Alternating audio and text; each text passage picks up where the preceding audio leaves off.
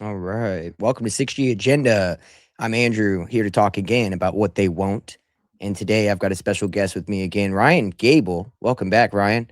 He's a author and a longtime podcaster, about 16 years, isn't that right? 16 years, yes, sir. Yeah. Long And time. if you need to get a recalibration on your critical analysis skills, I highly recommend checking out TST Radio. He's got amazing stuff. And I'll tell you, I mean, when I was trying to regain some critical thinking abilities, your show is very, very pertinent in that venture. So, highly recommend for anybody else that's looking for a different objective kind of approach to what's going on, a little bit of occult knowledge as well. And yeah, welcome on, Ryan. How you doing? Doing great. I would like to get back, and I was just thinking about getting back to more of the occult knowledge because that is very important. I find myself trapped, unfortunately, in the kind of the illusion of perceptual debates about hot topic issues because I see both sides as being wrong in almost every case. So, other than that, I'm doing great. Yeah, well, Thank you that's very the much. game. That's the mind war game. That is the game, sir. That is the game. That's the mind game. That's the as one radio host says, the info war. It really is an information war. It's also a thinking war. And even those folks apparently don't think anymore whatsoever. They just repeat talking points. I guess you That's live right. long enough to see yourself become the villain or you die a hero, kind of a thing. We've been seeing a lot of that lately, haven't we? And then, of course, we have the resurrection, of course, of people like Hunter Biden, right? So not everybody stays away forever, Yeah, huh? what is that? What is that about? Some people become heroes from being villains, right? So that's interesting. We've got complete inversion everywhere we look. And yeah, speaking of that, the info war, mind war thing, I've mentioned to you through DMs and stuff about Michael Aquino and the work of him and some of his mind war, psyop to mind war work. And yeah, sometime we'll have to get into that because that's exactly right. Alex Jones, I think nobody knew about Michael Aquino's mind war stuff back in the 90s. But Alex Jones happened to name his show InfoWars. And I think he knew about the Michael Aquino stuff, which just kind of reinforces that Fed kind of vibe that he has already. But anyway, so yeah, you've got a new book called Protocols of Goyim.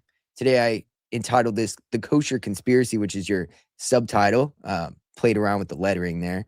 Um, and yeah, so I want to kind of break down that book. I know that you have a very unique and nuanced understanding of the history of the Jewish, what should we call it? Various exoduses from different countries and the reasons why and the patterns that emerge every time. And so I'd love to cover some of that and, give some of that to the people that maybe aren't finding that in the people they listen to, which are anti-Zionist kind of classical, I believe to be Mossad operations, which is the anti-Zionist movement is a part of that as well. So anyway, what do you think? Yeah, so there's a lot to unpack first and foremost. What you just said, the last thing you just said, I believe is verifiable. It's not just an opinion. Mm. In fact, I know it's verifiable because if we look into the background of, say, the 730, $750 million that the Israeli government officially allocated for propaganda campaigns against the American public, that's in the Jerusalem Post, for example, or the Eight Front War, as they refer to it as. There have been different organizations and news outlets that have published reports about this. The Eighth Front War, which is billions of dollars that the Israelis are spending on propaganda against the American public, against Christians, against atheists, against everybody. Just make sure that they support Israel. So, a lot of the anti Israel, and yes, we're going to break down these terms and try to figure out what they mean tonight, but the anti-Israel movement, including the BDS movement, for example, the boycott, divestment, sanction movement in New York City, is actually run by the Democratic Socialists. The Democratic Socialists are not entirely, not exclusively, but they're one of their predominant bodies is the Jewish body. So yes, Jewish groups. This is completely verifiable. Jewish groups run a lot of the opposition to Israel. There are also, to be fair, plenty of Jewish groups that genuinely are opposed to Israel, genuinely are opposed to Netanyahu.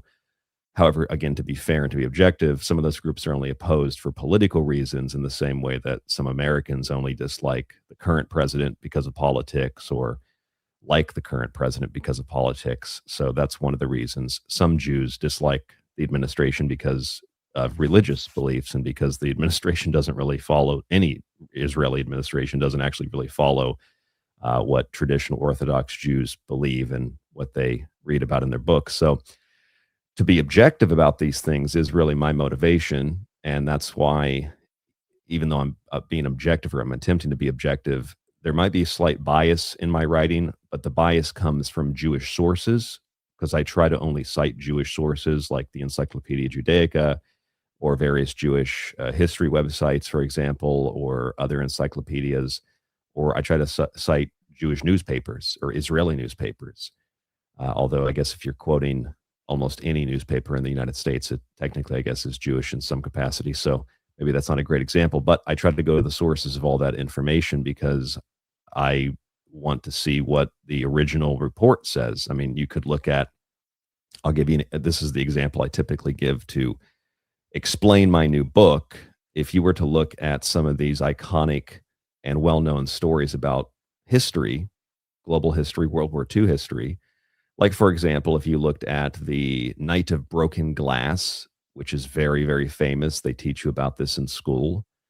What they taught me in advanced placement history, the only class I was actually good at, was that the German people one day woke up and decided to smash some windows and spray paint some swastikas and all of that. And the same thing's happening today. But then when you read the story, you realize that it's missing context. How could there be any context to people attacking Jewish businesses? Well, there's always a reason for it, whether you agree with it, it's justified or otherwise. There's always a reason for something. People don't just get up one day and do something like that. So you learn that the reason was because a German diplomat was assassinated by a Jewish terrorist. I can give you the names of them. Ernst von Roth is the German diplomat, and Herschel Greenspan is the Jewish terrorist. So he assassinated this German diplomat, and the German people, this was in the late 1930s. By that point, especially, the German people had had enough of it and decided to go out and to break those windows and whatnot. And so if you read that story, even after the fact, it's missing the post context too, because who called for a stop to those riots? It wasn't random people. It was the German government. It was actually Joseph Goebbels who called for an end to those riots and protests. And I believe it's in his diary that Hitler and him both sat down and had a conversation and decided that they got to put an end to this because it's not good. So that's quite literally the opposite of what I was taught in school. And it becomes the opposite when you get the context on both ends, what led to it and who called for an end to it. So things like that. Another example I give is I read this, I didn't know this. I read this on the My Jewish Learning website. I read this in one of these Jewish encyclopedias online. I read this, I think it was on a history website, just like a standard mainline history website, that the so-called protests in Germany against Jewish businesses, not the breaking of the glass, but the protests where they send out these young Germans to block the entrances to Jewish businesses. It turns out that's not actually really what happened. What really happened was that there were Jewish organizations in the United States that had gathered together in New York and also dozens of other cities and called for boycotts in early and late March of German goods. And Joseph Goebbels, again, I'm not saying I'm a fan of Joseph Goebbels. I'm not really a fan of any historical character, but Joseph Goebbels said, well, if you're going to boycott and protest against our goods, we're already in an economically disastrous situation. That's an economic declaration of warfare. And if you keep doing it, we're going to come after you. And of course, the Jewish Congress, there were some Jews in New York that said that this is not a good idea. It's provocation. We shouldn't do this. But they decided to do it anyway. Massive protests at Madison Square Garden, dozens of cities across the United States. And what that led to was in April, the Germans had their protest. The German protest was only really technically one day, maybe a week if you're really stretching it out. The Jewish protest was over a month, and it was in dozens and dozens of cities around the United States. So quite literally the opposite of what we were told. The Germans protested just throughout the 30s against Jewish products. I guess you could say that in some maybe technical way, but the official protest that was run by the government was actually done on a single day, and it was done in response to Jewish protests against German goods. See, that context is historically verifiable, and furthermore, I got it from Jewish sources, among other sources. So when you go to the source of these things, you realize that it's not even hidden. It's right there. It's Mm. just that if you don't go to the source of where the story comes from, you don't get the context for this or for any story. Obviously, you're left holding the bag, as they say. You're left without a clear indication of why people behaved in a certain way or why certain events happened. And instead, you have this idea painted in your head that it's like some random act of violence. In fact, that's one of the things that I came across so often in the writing the book. It was that there's all these stories we know, all these tropes, but the argument is always, to quote Randy Fine, "It's never our fault."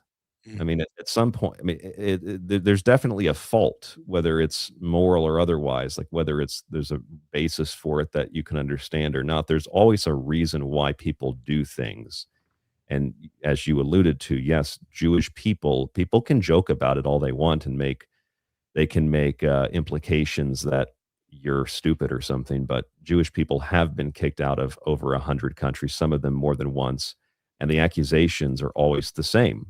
Every single time they were the same in Russia, 1700s. They were the same in I mean, you can name a country, Spain, Lithuania, etc. That they might even be the same in if you read about the history of some of the demons in Japan, or the demons in Colin de Plancy's Dictionary Infernal. They're very, very similar to, they look like rabbis. They're described like rabbis. They hold rabbinical scrolls. That's not an accident. There's a common history here throughout the entire world. Some of it's embedded in mythology, and some of it's not so much embedded in mythology. It's embedded in the history of the country. But yes, those accusations were accurate. They were true. And some of the old propaganda from the 30s, if you look at it, I mean, I'll give you one example. Look at Sydney Sweeney. It's not a debate about whether she's hot or not. It's just an issue of, here's a blonde woman who became very famous from her HBO show, and otherwise you'd look at her and you think she looks like like a 1950s, 1960s typical American blonde movie star kind of a lady, and maybe not that innocent, but in a sense, this innocent blonde girl. And who's her boyfriend? Her boyfriend is a Jewish businessman named Scooter Braun, and approximately, can't say it was exactly at the time, but approximately the time they started dating was the time that she became some big, I don't know how this is possible, but some big conservative symbol of femininity, even though conservatives typically dress conservatively and don't run around with their breasts hanging out and their asses hanging out. So, in other words, you have a Jewish guy in a black suit. He usually wears a black suit. Funny enough, he wears a black suit and he has essentially control, like Britney Spears, essentially control of this blonde woman, and it looks identical because it is identical to old so-called anti-Semitic posters where there's like a fat Jewish guy in a black suit trying to corrupt this young blonde girl in Germany. Those kinds of images are not tropes. They're literal depictions of what was happening in Germany, in the same way that those folks, we can talk about this later, control much of the porn industry. And in the same way that if you were to look at images of, say, there's a very famous one of a Jewish man behind the Soviet Union, the United States, and Great Britain, the flags, and he's peering from the shadows. I mean, that literally, you can look at pictures of Howard Lutnick and Donald Trump. That literally is what Howard Lutnick does. He peers at Trump through the shadows and clearly controls much of the administration like a Dick Cheney. So anyway, I wanted to know about those tropes. I wanted to know about blood libel. I wanted to know about the tropes about demons. I wanted to know about the banker trope and the entertainment media trope. I wanted to know like where that stuff comes from. That was the motivation for the book. And then I learned a lot more, as I'm describing now, along the way. So I hope that answers your question to start. I don't mean to be so long-winded. No, no, that was perfect. Yeah, I mean, well, when you're watching history be changed in real time, like we are today, Israel gets us in a war with Iran. No, they didn't. What are you talking about? That was never said. We're watching it happen in real time. So it makes you wonder and look back a little bit, right? And you find that history is not 100% inverted, but there's been a lot of obfuscation with the characters to play, in Germany, et cetera. Like, for instance, I've been researching a lot into the occult Nazi kind of regime, like the theosophical aspect to the Nazis.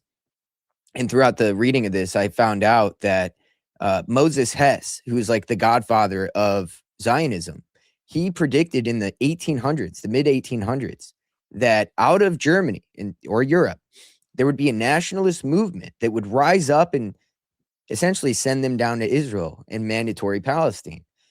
What's interesting about that is right after that, he gets with the Rothschilds and he starts to see the development of course, the Balfour Declaration later, but also the mythologies get created.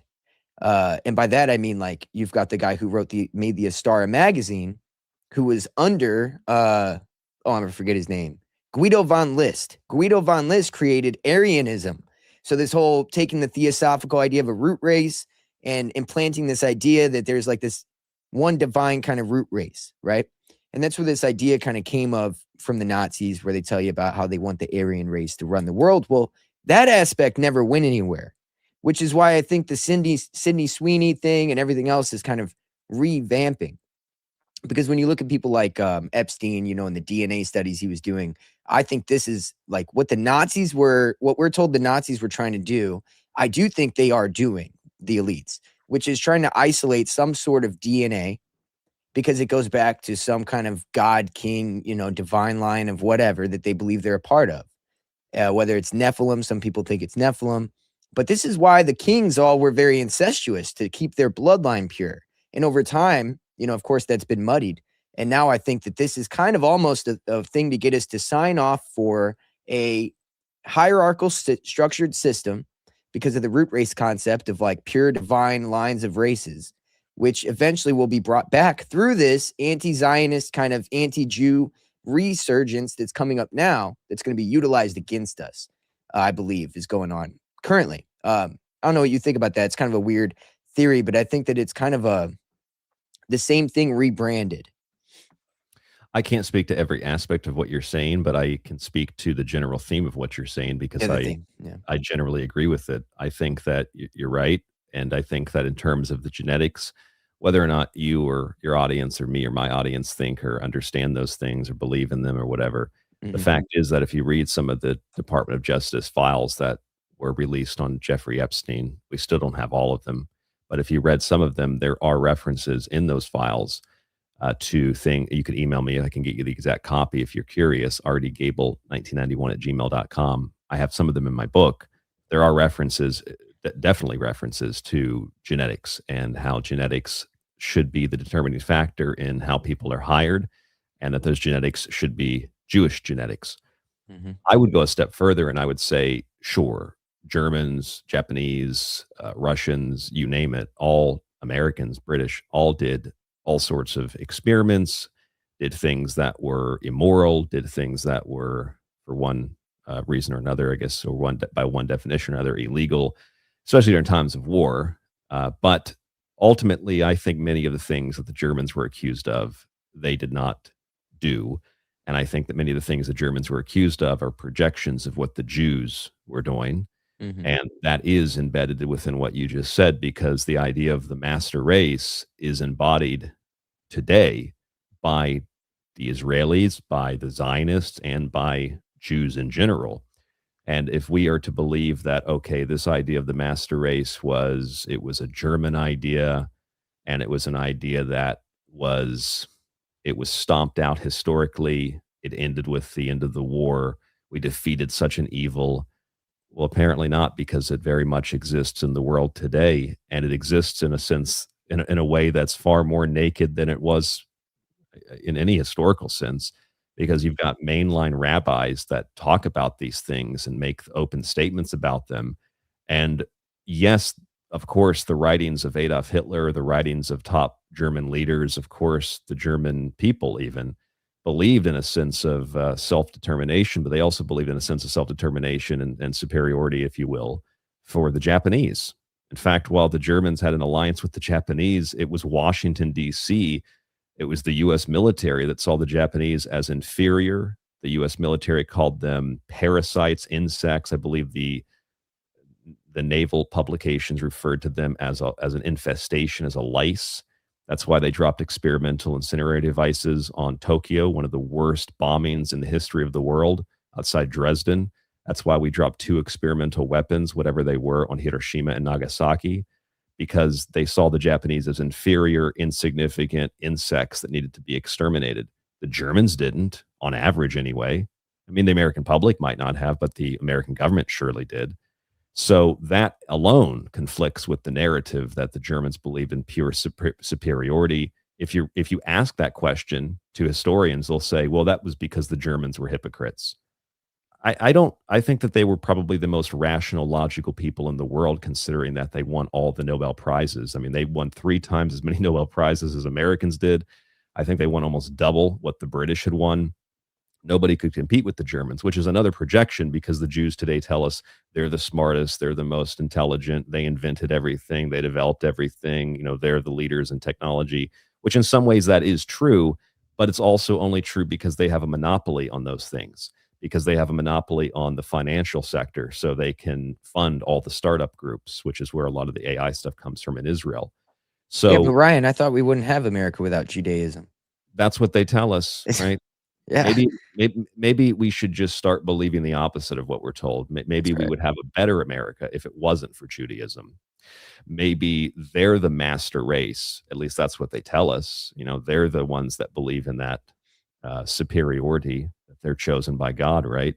I Mhm. mean, yes, all those types of things, those projections can actually be found not just philosophically, or you can just kind of argue them because it's what it sounds like. You can find them historically in the record. Like many of the things the Germans were literally things that are physical that are documented that you accuse the Germans of historically, like the Kettenforst Forest massacre, for example.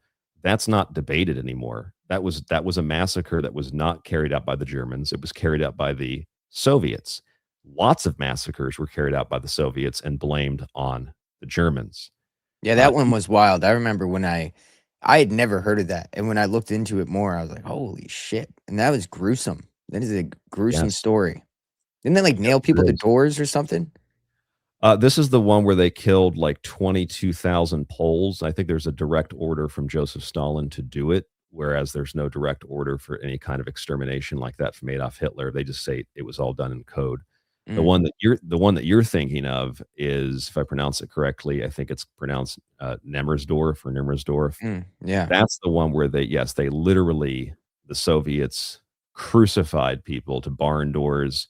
I mean, it's there's crazy. photographs of them. There's people's skin. They would peel people's skin off. I don't think it was at that massacre, but if you read any story about Soviet atrocities, it's it's like Hellraiser stuff. I Mhm. mean, they would rip out people's intestines, especially Christians. That's why they nailed people to doors or barn doors or something And like they this. built a Tower of Babel.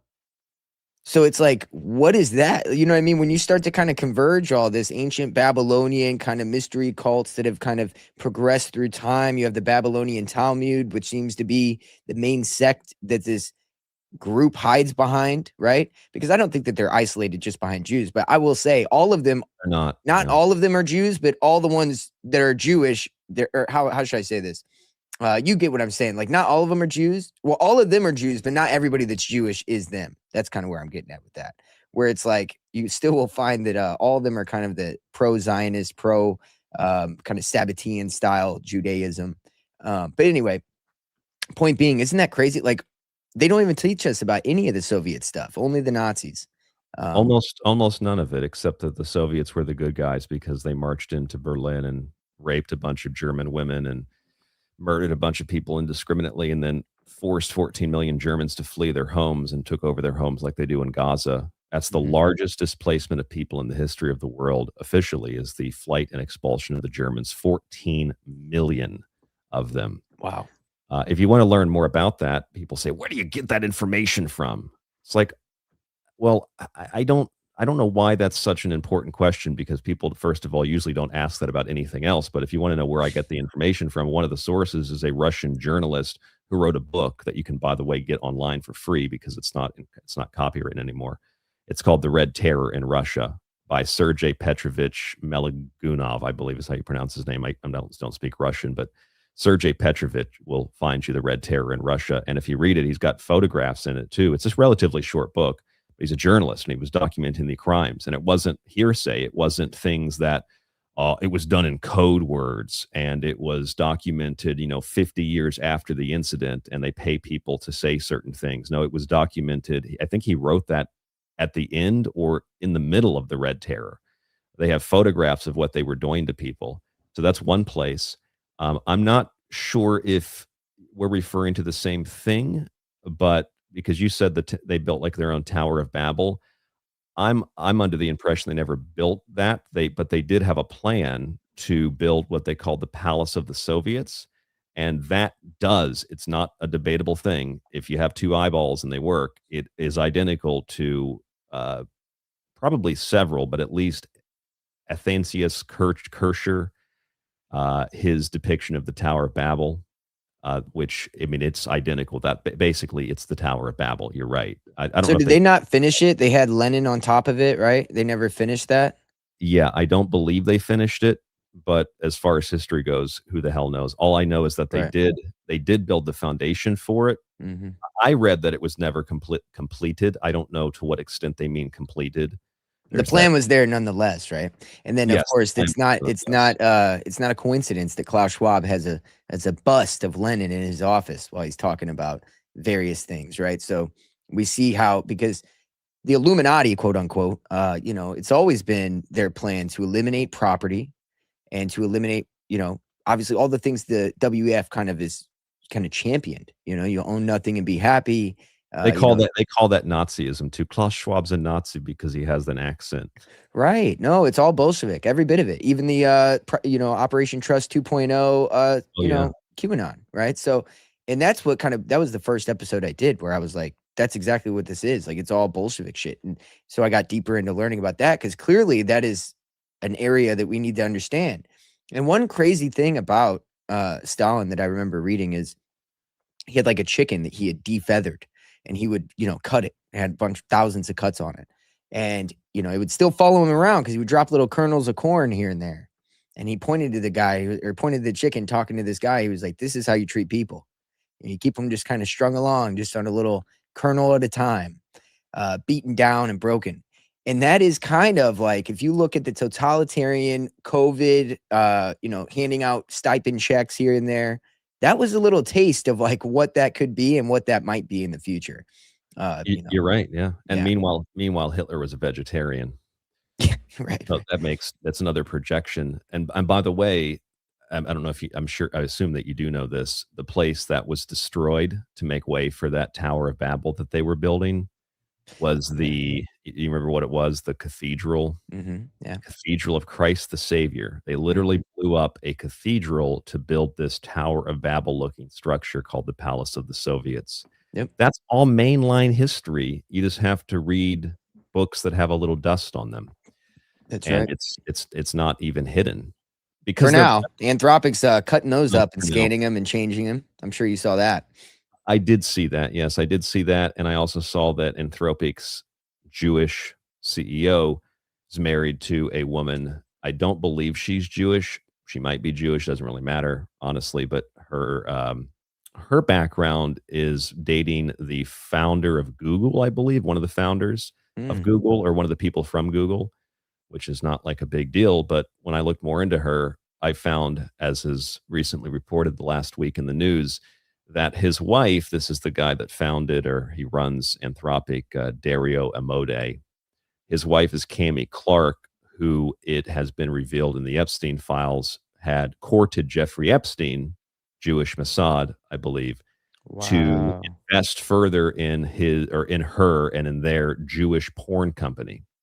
It's a luxury porn company, but yet they somehow still try to blame pornography on anybody and everybody. It's like, oh, it's the Democrats, or it's the this group of people, or it's the Muslims. How do you have luxury porn?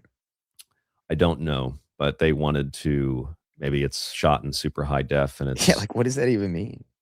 I guess it's not Al Goldstein porn. Al Goldstein porn was the hardcore stuff that Yeah. truly degraded people. That was disgusting. That wasn't just nudity and typical sex. I think So luxury porn, I think like human hunting, you know what I mean? It's like next level, when you're because these people, when you think luxury, you think like these elites, they're into not even sex. It's yeah, it's uh shit masochistic, the way that they operate. That's actually a good point. I didn't think of that because when I think of luxury, I think funny thing is last night, my wife got a bottle of carbonated water. We were going to make some lemon water, kind of like a homemade soda. Mm. And I said, there's a brand over here in Japan that I like because it actually does have a better taste. It's just water and carbonation, but whatever they do, it tastes better. So I said, can you get that brand? I said, it was like another 20 yen, which is, I don't know, a penny. I said, can you get that brand? I said, let's have a luxurious dinner. So to me, a luxurious dinner was spending 20 yen on a bottle of carbonated water. So yeah, to them, luxury means, hunting people in the woods, probably. Yeah, yeah. Big Exactly. difference. Simple man. Yeah, definitely. Wow. So let's go through some of the themes throughout your book. We've covered kind of the Germany, a little bit of the Japan. Go through some of the themes that you think are pertinent in your book that people would kind of grab people, to be like, oh, I didn't know that, and I'm sure you've got many instances of that. Well, the main one that I shared on a couple of shows that I've done so far about the book, and one of the ones that shocked me, quite honestly, even though I was always open to learning new things, was the book burnings and learning that it was actually the German students that were doing the book burnings, that like the protests, like the vandalizing, it was never organized directly, or it was never organized organically, let's say, by the German leadership. It was a byproduct of assassination, or it was the byproduct of Jewish protests, etc. Well, this is kind of a similar thing. It wasn't the German government, it was the German students that got together, kind of like you see today. There's a lot of really young people that are really angry, and they're doing things that both sides of the political spectrum are not sanctioning. So the German students burned books, and what it shocked me because yeah, I've used that trope myself. It's like a digital book burning, or it's like a book burning. They're getting rid of history because that's taken on a life of its own today, its own definition. But it all goes back to what the quote Germans did. And so if you look at that story, you can physically look at it because there are pictures of the book burnings. In fact, one of the most famous ones with this bonfire, and you can see German students in their uniforms throwing books into the fire. That looks bad. And then when you look closer, you can see that some of the books that are piled up in most of the photos, if they're close enough, are porn. It's nudity, it's naked women, it's transgender material. And it turns out a significant portion of what was burned, which by the way wasn't like an every night thing for decades, it was more like a single night, although there were a couple of them where things were burned in different cities, primarily Berlin, which was the famous one. And if you look at those images, it was pornography and it was transgender material. And most of it was coming from Magnus Hirschfeld's Institute of Sexual Science. Yeah, they keep And they keep this one off Google, that's for sure. yep, there's the picture there at the top of your screen. Don't scroll. That one right there, your mouse to the right of your mouse, that one there. So this is the one where there's some quote Oh yeah. Nazi officials that are standing on a pile of books, and you can clearly see the nudity. You can clearly see the pornography, magazines, flyers, pamphlets, books. And there's actually one photograph. It's probably somewhat hard to find, but you might be able to dig it up. It's of Magnus Hirschfeld and his bust, his little sculpture, being stripped out of the institute. I'll tell you about him in a moment, but stripped out of the institute and carried to a fire. For those of you who don't know Magnus Hirschfeld was a sexologist. That's using the word very lightly and loosely. He was a German Jewish sexologist, and Magnus Hirschfeld was a guy who was essentially and is essentially the founder of transgenderism. Mm-hmm. His institute, and these are graphic photographs that I found in the Berlin archive, the State Archive of Berlin. You can probably find them by a simple internet search. You could type in the wall. I believe it was referred to as the wall of transition. It's really graphic stuff. They had something called the wall of transition, where they showed the transition surgeries that were performed by the Institute, which sounds like something from Fall. It's like Fallout 4, the Institute. Mm-hmm. They had these images where they proudly displayed the gender transitions that they put people through. And it is considered, on one hand, if you read like Scientific American or if you watch the El Dorado documentary, which I would highly recommend because it's a ridiculous documentary. I think it's on Netflix, other platforms too. So if you watch that though, it they brag about how Magnus Hirschfeld and about how Jews in particular were the creators of the transgender movement in the 1920s, or at least the early 20th century, homosexuality, et cetera, which was rampant in Berlin, et cetera. There's, where they first heard about that in the mainstream actually was watching Arrested Development, where Hmm. one of the characters went into, I forget the exact context. I think they went into their grandma's penthouse, and there was all these like sex toys everywhere, and she walks in and says, "This is like Weimar Germany." I didn't really know what that meant at the time. And I researched. I was like, "Oh my god, that's what they meant." I can't believe that was in a mainline TV show. It was just perversion. It was sex. It was homosexuality. It was transgenderism. It was the modern LGBTQ, and it was pushed by, and historically Magnus Hirschfeld is credited with essentially founding that movement with the other people that worked with him. So that's what the Germans were actually burning. And so it's funny today when you have, as an example, this is how I imagine it. You have like your conservatives or people that are supposedly conservative, like the woman that runs Libs of TikTok, who's actually a Jew pretending to be a Christian. That's not my Hmm. opinion. That's Jewish newspapers. And she, not only did she get the Epstein files, but she posts stuff all the time on X, never gets censored, never gets banned because she's part of the system. She posts things about how parents are going to school board meetings and reading these books on transgenderism that are basically pornography and getting kicked out. And she's like, we gotta stop these Democrat libs from doing this kind of stuff. This is what conservative values.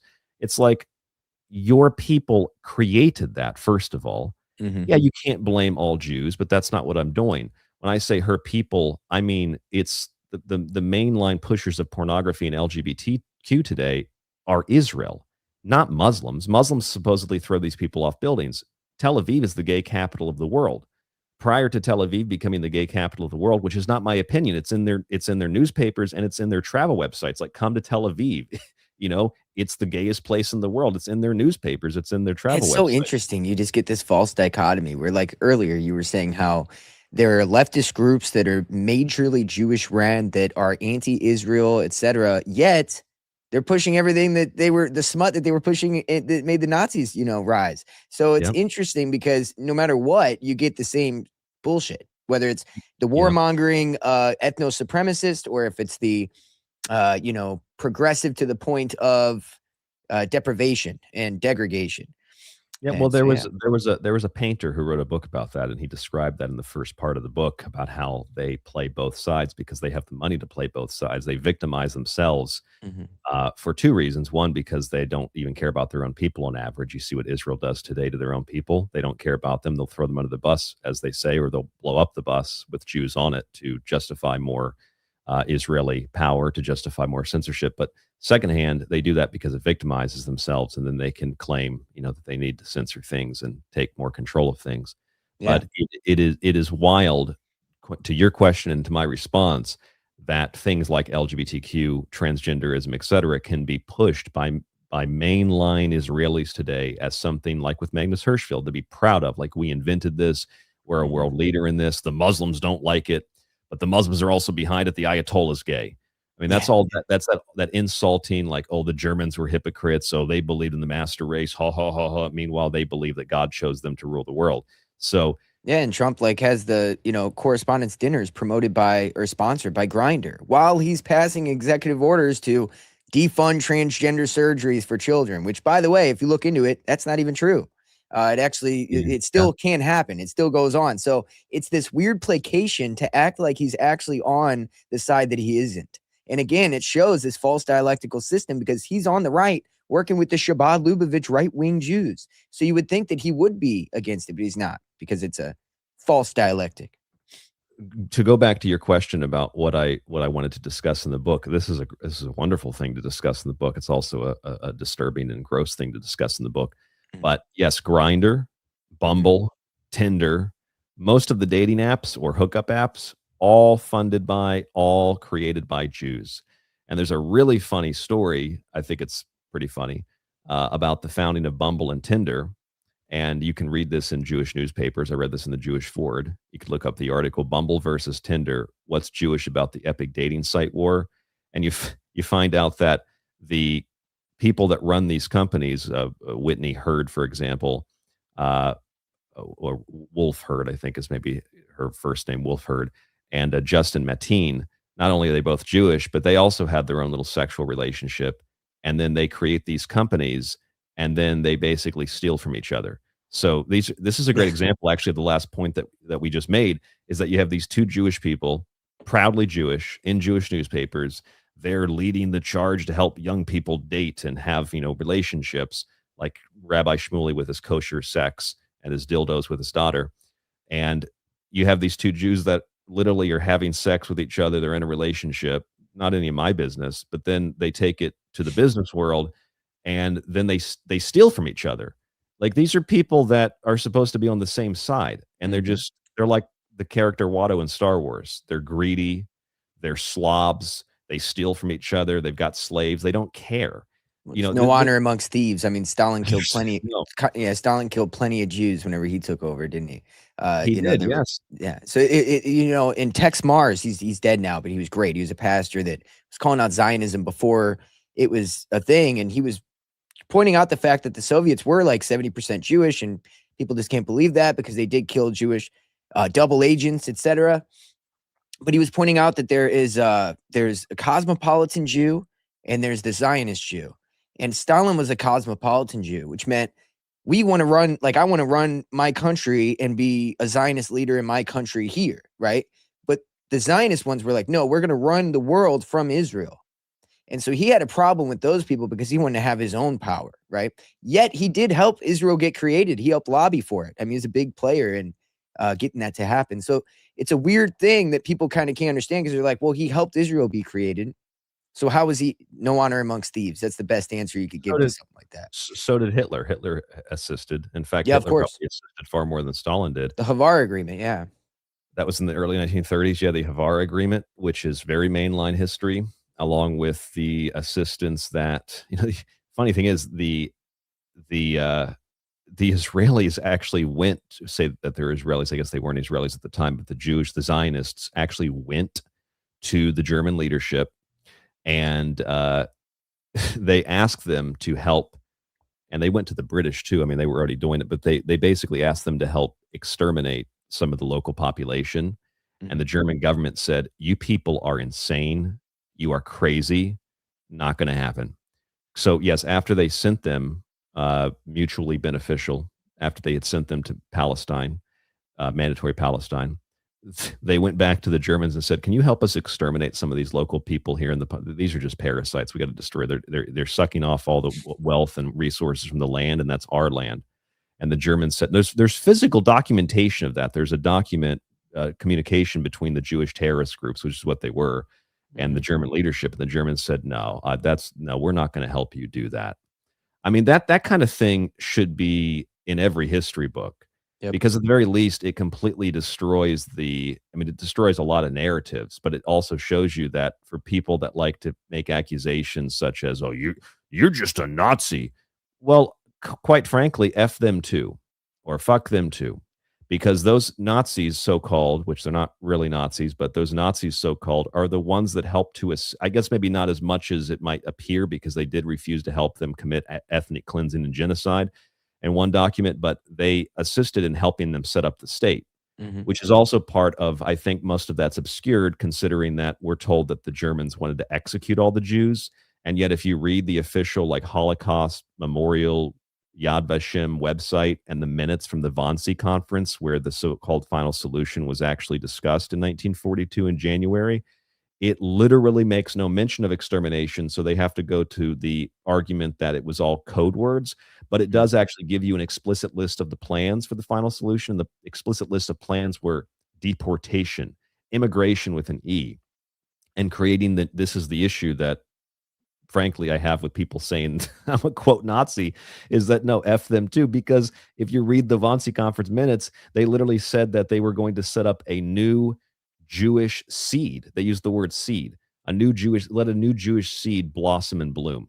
Well, that's kind of it's hard to imagine that people that thought that the Jews were the central problem in all issues wanted to help the Jews also establish themselves in another place and help them to grow and become powerful. That doesn't fit with the narrative, and yet that's actually in the historical record. It's actually in the Yad Vashem website, their archive for the Wannsee Conference, and yet there is no record of like mass extermination orders. There's mass deportation orders. The Mhm. only thing they can do is call that a code word and say Hitler issued his orders in secret codes and they never but then they also documented everything else. So it doesn't, none of it makes, none of it's kosher. None of it makes Yeah. any sense whatsoever. And just to touch on the thing that you said about Stalin, to clarify, Stalin was not Jewish, but in the sense Right. of being a cosmopolitan Jew, uh, like people joke and say that I'm Jewish, or I joke and say that I'm Jewish because I like getting a good deal. I like a discount. I'm pretty cheap. I like talking to customer service. Sometimes I'm not coordinated, so I people joke and say I'm Jewish. So just because someone says that, just I know there's people listening that'll say you're wrong. He wasn't Jewish. Well, yeah, but then again, there's also people that say that a lot of the other leadership of the Soviet Union weren't Jewish, but then it turns out they actually were Jewish. And there's I actually think he was historical. like married or had some kind of familial connection with Judaism, but I don't exactly remember the whole detail. I'd have to look into it again. It's been a while, but yeah, he's not in particularly Jewish. I did say that. But the He's whole Soviet regime, a cosmopolitan Jew. yeah, and in the Soviet unit at that time was operating as a unit, and it was majorly Jewish, working on Jewish, points. Now, a little bit of conjecture here, but when we go back to the beginning of the show with Moses Hess and the prediction of Europe and what could happen, and then you look at the Wannsee Conference and the plan to do exactly what he predicted would happen, and it was funded and closely worked with the Rothschilds, who he worked with when he came up with this. So you see this direct correlation here. It seems that the only thing that's different, though, is that somewhere along the line, the plan changed. And they said, well, hold on. If we're going to make a new seed, we need a sacrifice. You can't have life without death, right? You got to sacrifice to get something. We can't create a whole country and try to run the world out of it unless we make a major sacrifice first. And that's what I believe that what Holocaust was, intended for. Um, what do you think about that? Do you think maybe it's conjecture, but what do you think about that as far as general line of thinking in hindsight? Well, okay, so this is something that I never, first of all, intended to discuss in the new book. I never intended to discuss anything about the so-called Holocaust. I say so-called because Holocaust is mass death by fire. Hmm. That is not what happened to even the handful of Jews who did die, hundreds of thousands, or 271 to the Red Cross, or even a few million, if you want to argue that. They were killed largely, admittedly, this is not my opinion. You can go to jail for this in Germany, and yet the Holocaust Encyclopedia acknowledges that most of the Jews that did die, most of the people that died from the forced long marches between facilities, immigration camps, etc. They died from starvation, they died from exposure, they died from things that had gunshots that had nothing to do with mass fire, Right. being burned alive. That is, however, what happened to Tokyo, Hiroshima, and Nagasaki, some of the Hmm. worst atrocities in the history of the world. So the Japanese actually were victims of several Holocausts. The Jews were not victims of a Holocaust during World War II by definition. Now, in Did terms of did the seizing of Germany have anything to do with the starvation in the camps? Just curious, because I've always wondered. it absolutely did, That's what I yes, thought. because Yeah. just the bombings of the supply lines and the cutting off of those lines to the camps is what produced many of the conditions that were photographed, and the legitimate ones that were photographed. Others were fake Yeah. because they literally, I mean, we learned this from what's her name, Ava Schlaus, who's related to um, the girl that wrote the diary, I believe. But Mm. she was liberated, and she said that they never, in Auschwitz, that it Oh, the was, Anne Frank, like the sister. yeah, She said it Frank, never happened. It was like fake, or yeah, like it didn't happen how she said. yes, I forget what her relationship is. I think she's really maybe like a cousin. I don't know, maybe My memory says sister, but I could be totally wrong. I usually just spout whatever I think I remember, and people check me later on the well, fine details. that story, that's not even an opinion. I think she's a stepsister. That's not even an opinion. Like, she was on American television, national television, saying that because when they liberated the camp, it was the middle of January, it was the winter, and the Mm. photographs really don't have any snow. And she said that she even went to the Soviet Union and asked them, and she said, like, they just acknowledged, like, yeah, we sent camera crews and photographers there to stage the liberation because we didn't send people there initially when it Right. was liberated. So they literally created a fake scene and photo. Yeah. And who traditionally, like the Mossad agent on 60 Minutes, we create a pretend world. We are the Mhm. directors, the writers, producers, etc. I mean, that's literally what it is. Plus, they ran I forget the camp, but they ran a disinfo psych war campaign out of one of the so-called concentration camps Mm. that was run by Jews and the U.S. government. And furthermore, so there's a lot to this dissect here. First of all, a concentration camp, if anybody invented it, the British probably invented it, but it really wasn't like a singular invention. It's just a camp where a lot of people are concentrated. Yeah. Oh, that's reducing no, it's not reduce. That's the definition of what it Well, is. we had them too. So with American citizens in them. We put So Japanese and Italians into them. yeah, they Yes, were we did. Japanese, but they were citizens, American legals. Japanese, Yeah, yes. yeah, We put them into camp. Well, those weren't as bad. Okay, well, that's not the point. The point is yeah. concentration camps are not a unique thing to Germany. There actually weren't as many concentration camps as there were gulags.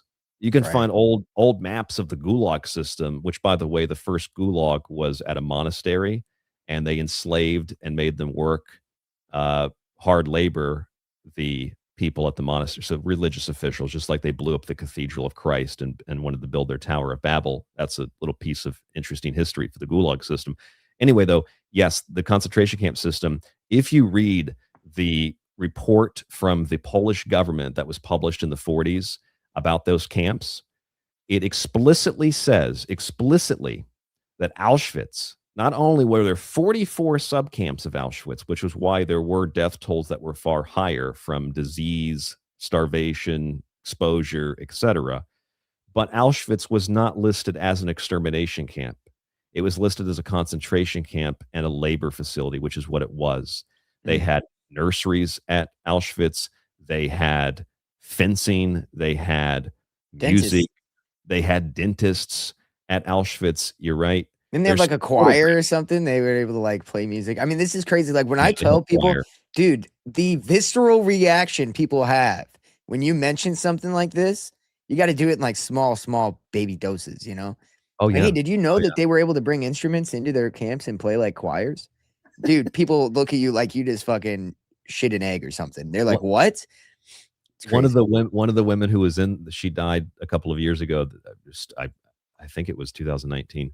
One of the women that was actually in one of those orchestras or something. I think it was an orchestra. Yeah, yeah.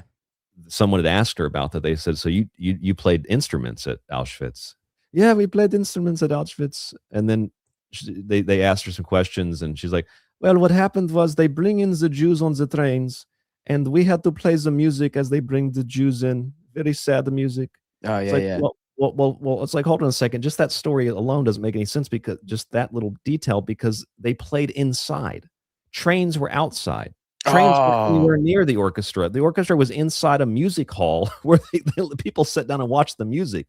So even that's a I'm lie. so glad you said that Yeah, because when you do look that up, people, that's the first thing it says. Well, no, it was sad music. Like they were just out there playing. little tiny Yeah, violin. yeah, there it is. Yeah, tiny violins. Now, here's my thing. When we look at this, and this is what I want to get to, because I know that you will understand this because you're kind of the guy who called this out months ago. I don't think the Mossad, I've been saying this a lot lately. The Mossad didn't forget how to wage war by deception. We know about Israel because they want us to know about Israel because the reaction is beneficial towards a solution that they want to give us, whether it's a AI police state ran by surveillance through anti-Semitic laws, etc. Well, you pointed out that another aspect of that is they want a resurgence in the Hollywood version of Nazism, right? So it's not even a resurgence, but a creation of this like Nazi kind of movement. And what I've noticed is that you've got a lot of people, influencers online.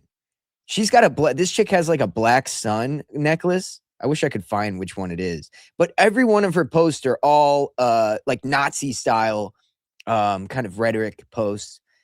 So this gradual, natural evolution of the anti-Zionist movement is becoming this JQ movement, which is kind of another aspect to this on X. I don't know if you've seen some of the stuff on there, but point is, it's exactly what you called out months ago, and that's that they do want a real kind of thing, like them to kick them out. Go ahead and Oh, elaborate. yeah. Yeah, I don't want to take words out of your mouth. Yeah, so, okay, there's a lot to discuss here. First of Yeah. all, there's a few things that I missed in the conversation we've been having. I had mentioned other Soviet officials being Jewish. Lenin, for example, it's always we've been told he's not Jewish. Lenin actually is Jewish. Look up Moscow Times, Lenin's Yeah. Jewish lineage. The other thing is we need to still discuss the 6 million Holocaust issue in Hmm. regard to your question. And then, of course, we need to also define what a Nazi is, because Yes. I was always under the impression that Nazi meant like National Socialist, but Nazi was actually a derogatory term that was exploited by Jews. It was invented by a Jewish writer named Conrad Hayden. And what it was invented for, in the sense that it was used for this purpose, it was invented. It was used to demean the German leadership, to imply that they were like ignorant peasants, or our term in America would be like hillbillies or rednecks, because the term Nazi has a relationship with that word. I think it's Ignaz in German. So it's like country bumpkin. So one, it was a demeaning term, like these are just idiots. They don't know what they're doing.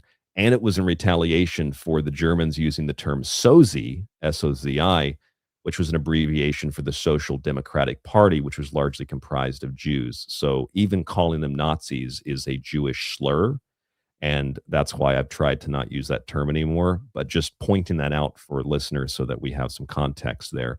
In terms of getting kicked out, I mean, I'm watching like Australia, the UK, even Germany today, the United States. You're watching all these stories of their swastikas being painted, or the Jews don't feel safe in the UK, etc. But first of all, where exactly do Jews feel safe? Because historically, Jews claim that they've never been safe, even under conditions in which they had disproportionate control of a country, like in the United States. I mean, I thought Jews were some of the most successful, wealthy, intelligent people in the country. Suddenly, they don't feel safe. How Hmm. can you not feel safe when you basically run Congress? You basically run local police departments. You basically run the media. You basically run the entire financial system. How do you not feel safe? And it's like, that's a logical question, but it's also a question that you can't logically ask realistically, because you have to understand it's not just Jews, it's people that are raised in environments in which they're abused or they're traumatized. And I think most Jews are raised in environments where they're traumatized and they're abused by their own community. They're That's right. taught that you are chosen by God. God chose you to rule the world. Anything that people have to say about what you do, whether you do something bad or good, they're just jealous of you. Like that Jewish lawyer recently who was on video saying that it's one life of a Jew is worth 10 million or something. There's a million or 10 million Palestinian lives, and the woman said that's racist, and he said it is racist, but that is fact, and you are jealous of this. So the But only this other is what happens when you teach people that always they've been shoved into caves and had to live there with no leavening for their bread, so that's how they get matzah. Like every story, every like their food comes from being persecuted, stuck in caves, and this is how we came up with this cracker bread, because we couldn't have yeast to raise the bread while we were stuck in this cave about to be killed by these people over and over. That's all they teach them are these stories. So I don't know if you've ever had somebody try to kill you before, but I've had somebody where I'm almost yes, 99. I've had an odd situation with somebody where I know for a fact they were trying to kill me. Just it is what it is. I worked with them. It was a weird situation. Point being, what happens to your brain when you think somebody is after you? When you're looking over your shoulder all the time, which is what they've engineered into the minds of most Jewish people through their culture. Like you said, they're being abused and traumatized by their own people. And one of the major ways they do that, besides ethno supremacy, is the idea that everybody wants to kill you. And so also creating this anti-Semitism on purpose to kind of justify that paranoia and fear, it's utilized towards this end goal that they want, which just proves their fears. But what happens, what I was going to get at, what happens whenever you think somebody's going to kill you? You go into this mode where you're like, I'm going to have to get them first. And that's where these people are. They want to get us first because all of us are murderous Jew haters, even though it's not true, right? So the perception of that is the same thing as it really happening. That's all I just want to add that to there because I think that's very important. I don't know the context of having someone wanting to kill you. I've had threats, but I do understand psychologically that what you're saying actually makes Right. a lot of sense because that is quite literally the argument that the Israeli leadership uses. Well, yeah, they might not be attacking us now, but we might as well kill them because they're going Yes. to want to attack us. I mean, that's Yes. literally coming out of the mouths of Israeli leadership. So yes, that's a good point. That's right.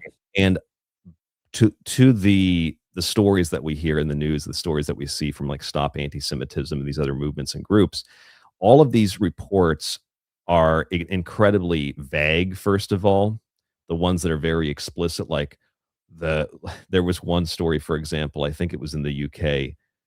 This, I mean, if you just read the details of the story, the whole narrative falls apart. The headline is, arsonists try to burn down synagogue.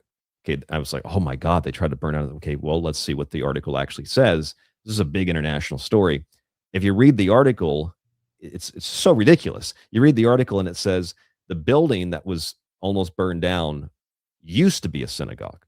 So it's not even a synagogue anymore. It was a building that was decommissioned. It was bought. But funny thing is, it was bought and it's Yeah. owned by Muslims. Yeah. Muslims actually own the building now.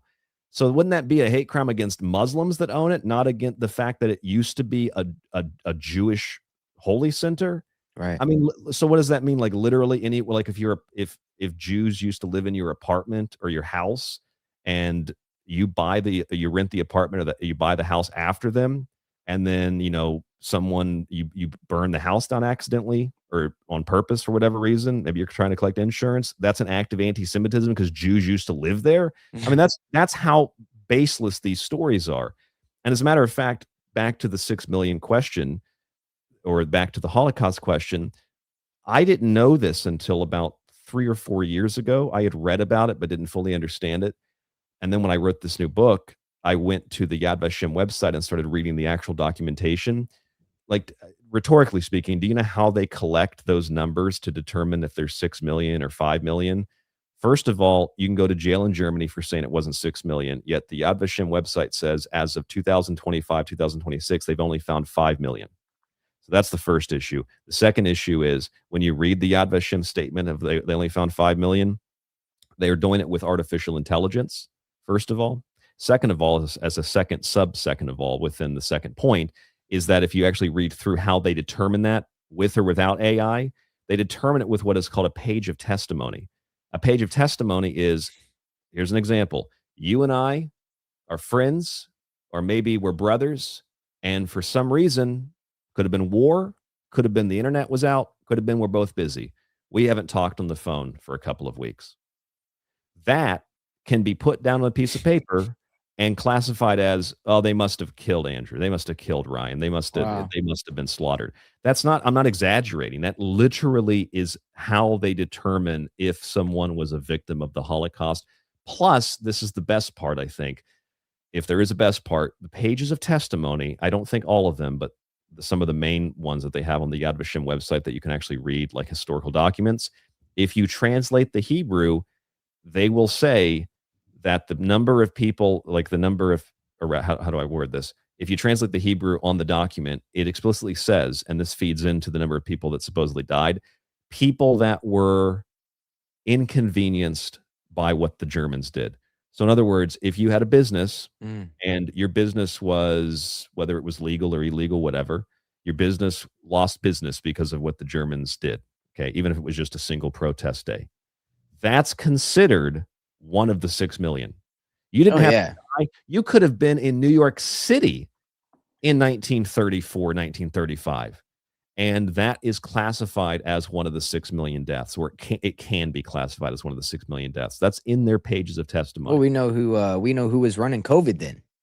Same MO, died with COVID, died of COVID. It's the lying with statistics that we see over and over again. There's a book that was promoted by Bill Gates when COVID came out, and that book was promoted. And in there, it detailed the fact that the propaganda for washing your hands started being pretty prevalent right when the polio vaccine came out. And so they also, if you had 24 hours to 48 hours of paralytic condition symptoms, and you went to the doctor, they would say you had polio. After the vaccines come out and we have all this propaganda to wash hands, you go to the doctor, same symptoms, 48 hours. They say, come back in 2 weeks. Oh, well, in that 2 weeks, you're washing your hands, you're getting healthier. Now you're not getting polio. It makes the statistics look like the vaccines have Better. now eliminated polio. And so it's very similar to this. It's very similar to the were you connected to anybody in the Holocaust or anybody that had a business during the pogroms, And now you're in the Holocaust. So Yeah, that expands the numbers so majorly. And you're exactly right there. That it's over and over. They do this all the time. yeah, I'm Yeah. laughing a lot because it's absurd, Yeah. especially from the point of view of someone who, for myself, I've always been good at one thing, and that was history. I'm not good at anything else but history, and history is already complicated enough. But when you tell stories that are such whoppers, that are so ridiculous, like a building that used to be a synagogue was someone tried to burn it down. Maybe actually, we don't even know if someone tried to burn it down, and that constitutes a hate crime, even though Muslims own it now. Like those kinds of stories are just utterly absurd. Plus, Yeah. there's like thousands of them. There's not a few. Some of the bigger stories in the U.S., like spray painted swastikas on dorm room doors. That was a big story. Some girl, victim of anti-Semitism, turns out she drew the swastika. I think a substitute teacher. This was L.A. Times. Someone vandalized her car. Turns out she vandalized the car. Jewish guy up in Toronto. I think there were several of these in Toronto. Some guy started to or tried to light a synagogue on fire. Turns out he was one of the people that had a key to the synagogue, so he was a Jewish congregant. They love Uh, fire.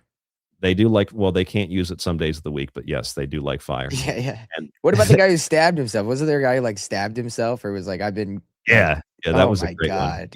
Oh, hell, they stabbed me because I'm a Jew, and then it turns out the police report says that he stabbed himself. They looked at I think it was his Apple It's Watch or his insane. iPhone. He stabbed himself. It's insane. So It's just you so can't, you can't over and over again. You remember the Canadian shooting that happened recently, and then the guy who gets shot by the police officer, the bystander, happened to be a rabbi walking out of the porn oh, yeah, corporation. yeah. Like, what are the odds? You got one guy walking down the sidewalk outside of this building, and he's a rabbi outside of a porn place. Like, come on, you Yeah, know? and those stories are put just like the pages of testimony, and just like the 6 million. It's the same thing with these stories. Mhm. It's the building up of this idea that there's like all these anti-Semitic attacks, but then when you look at the details, most of the time it doesn't even involve another person. It's a singular person who's Jewish who does something to themselves or their with their own That's property. right.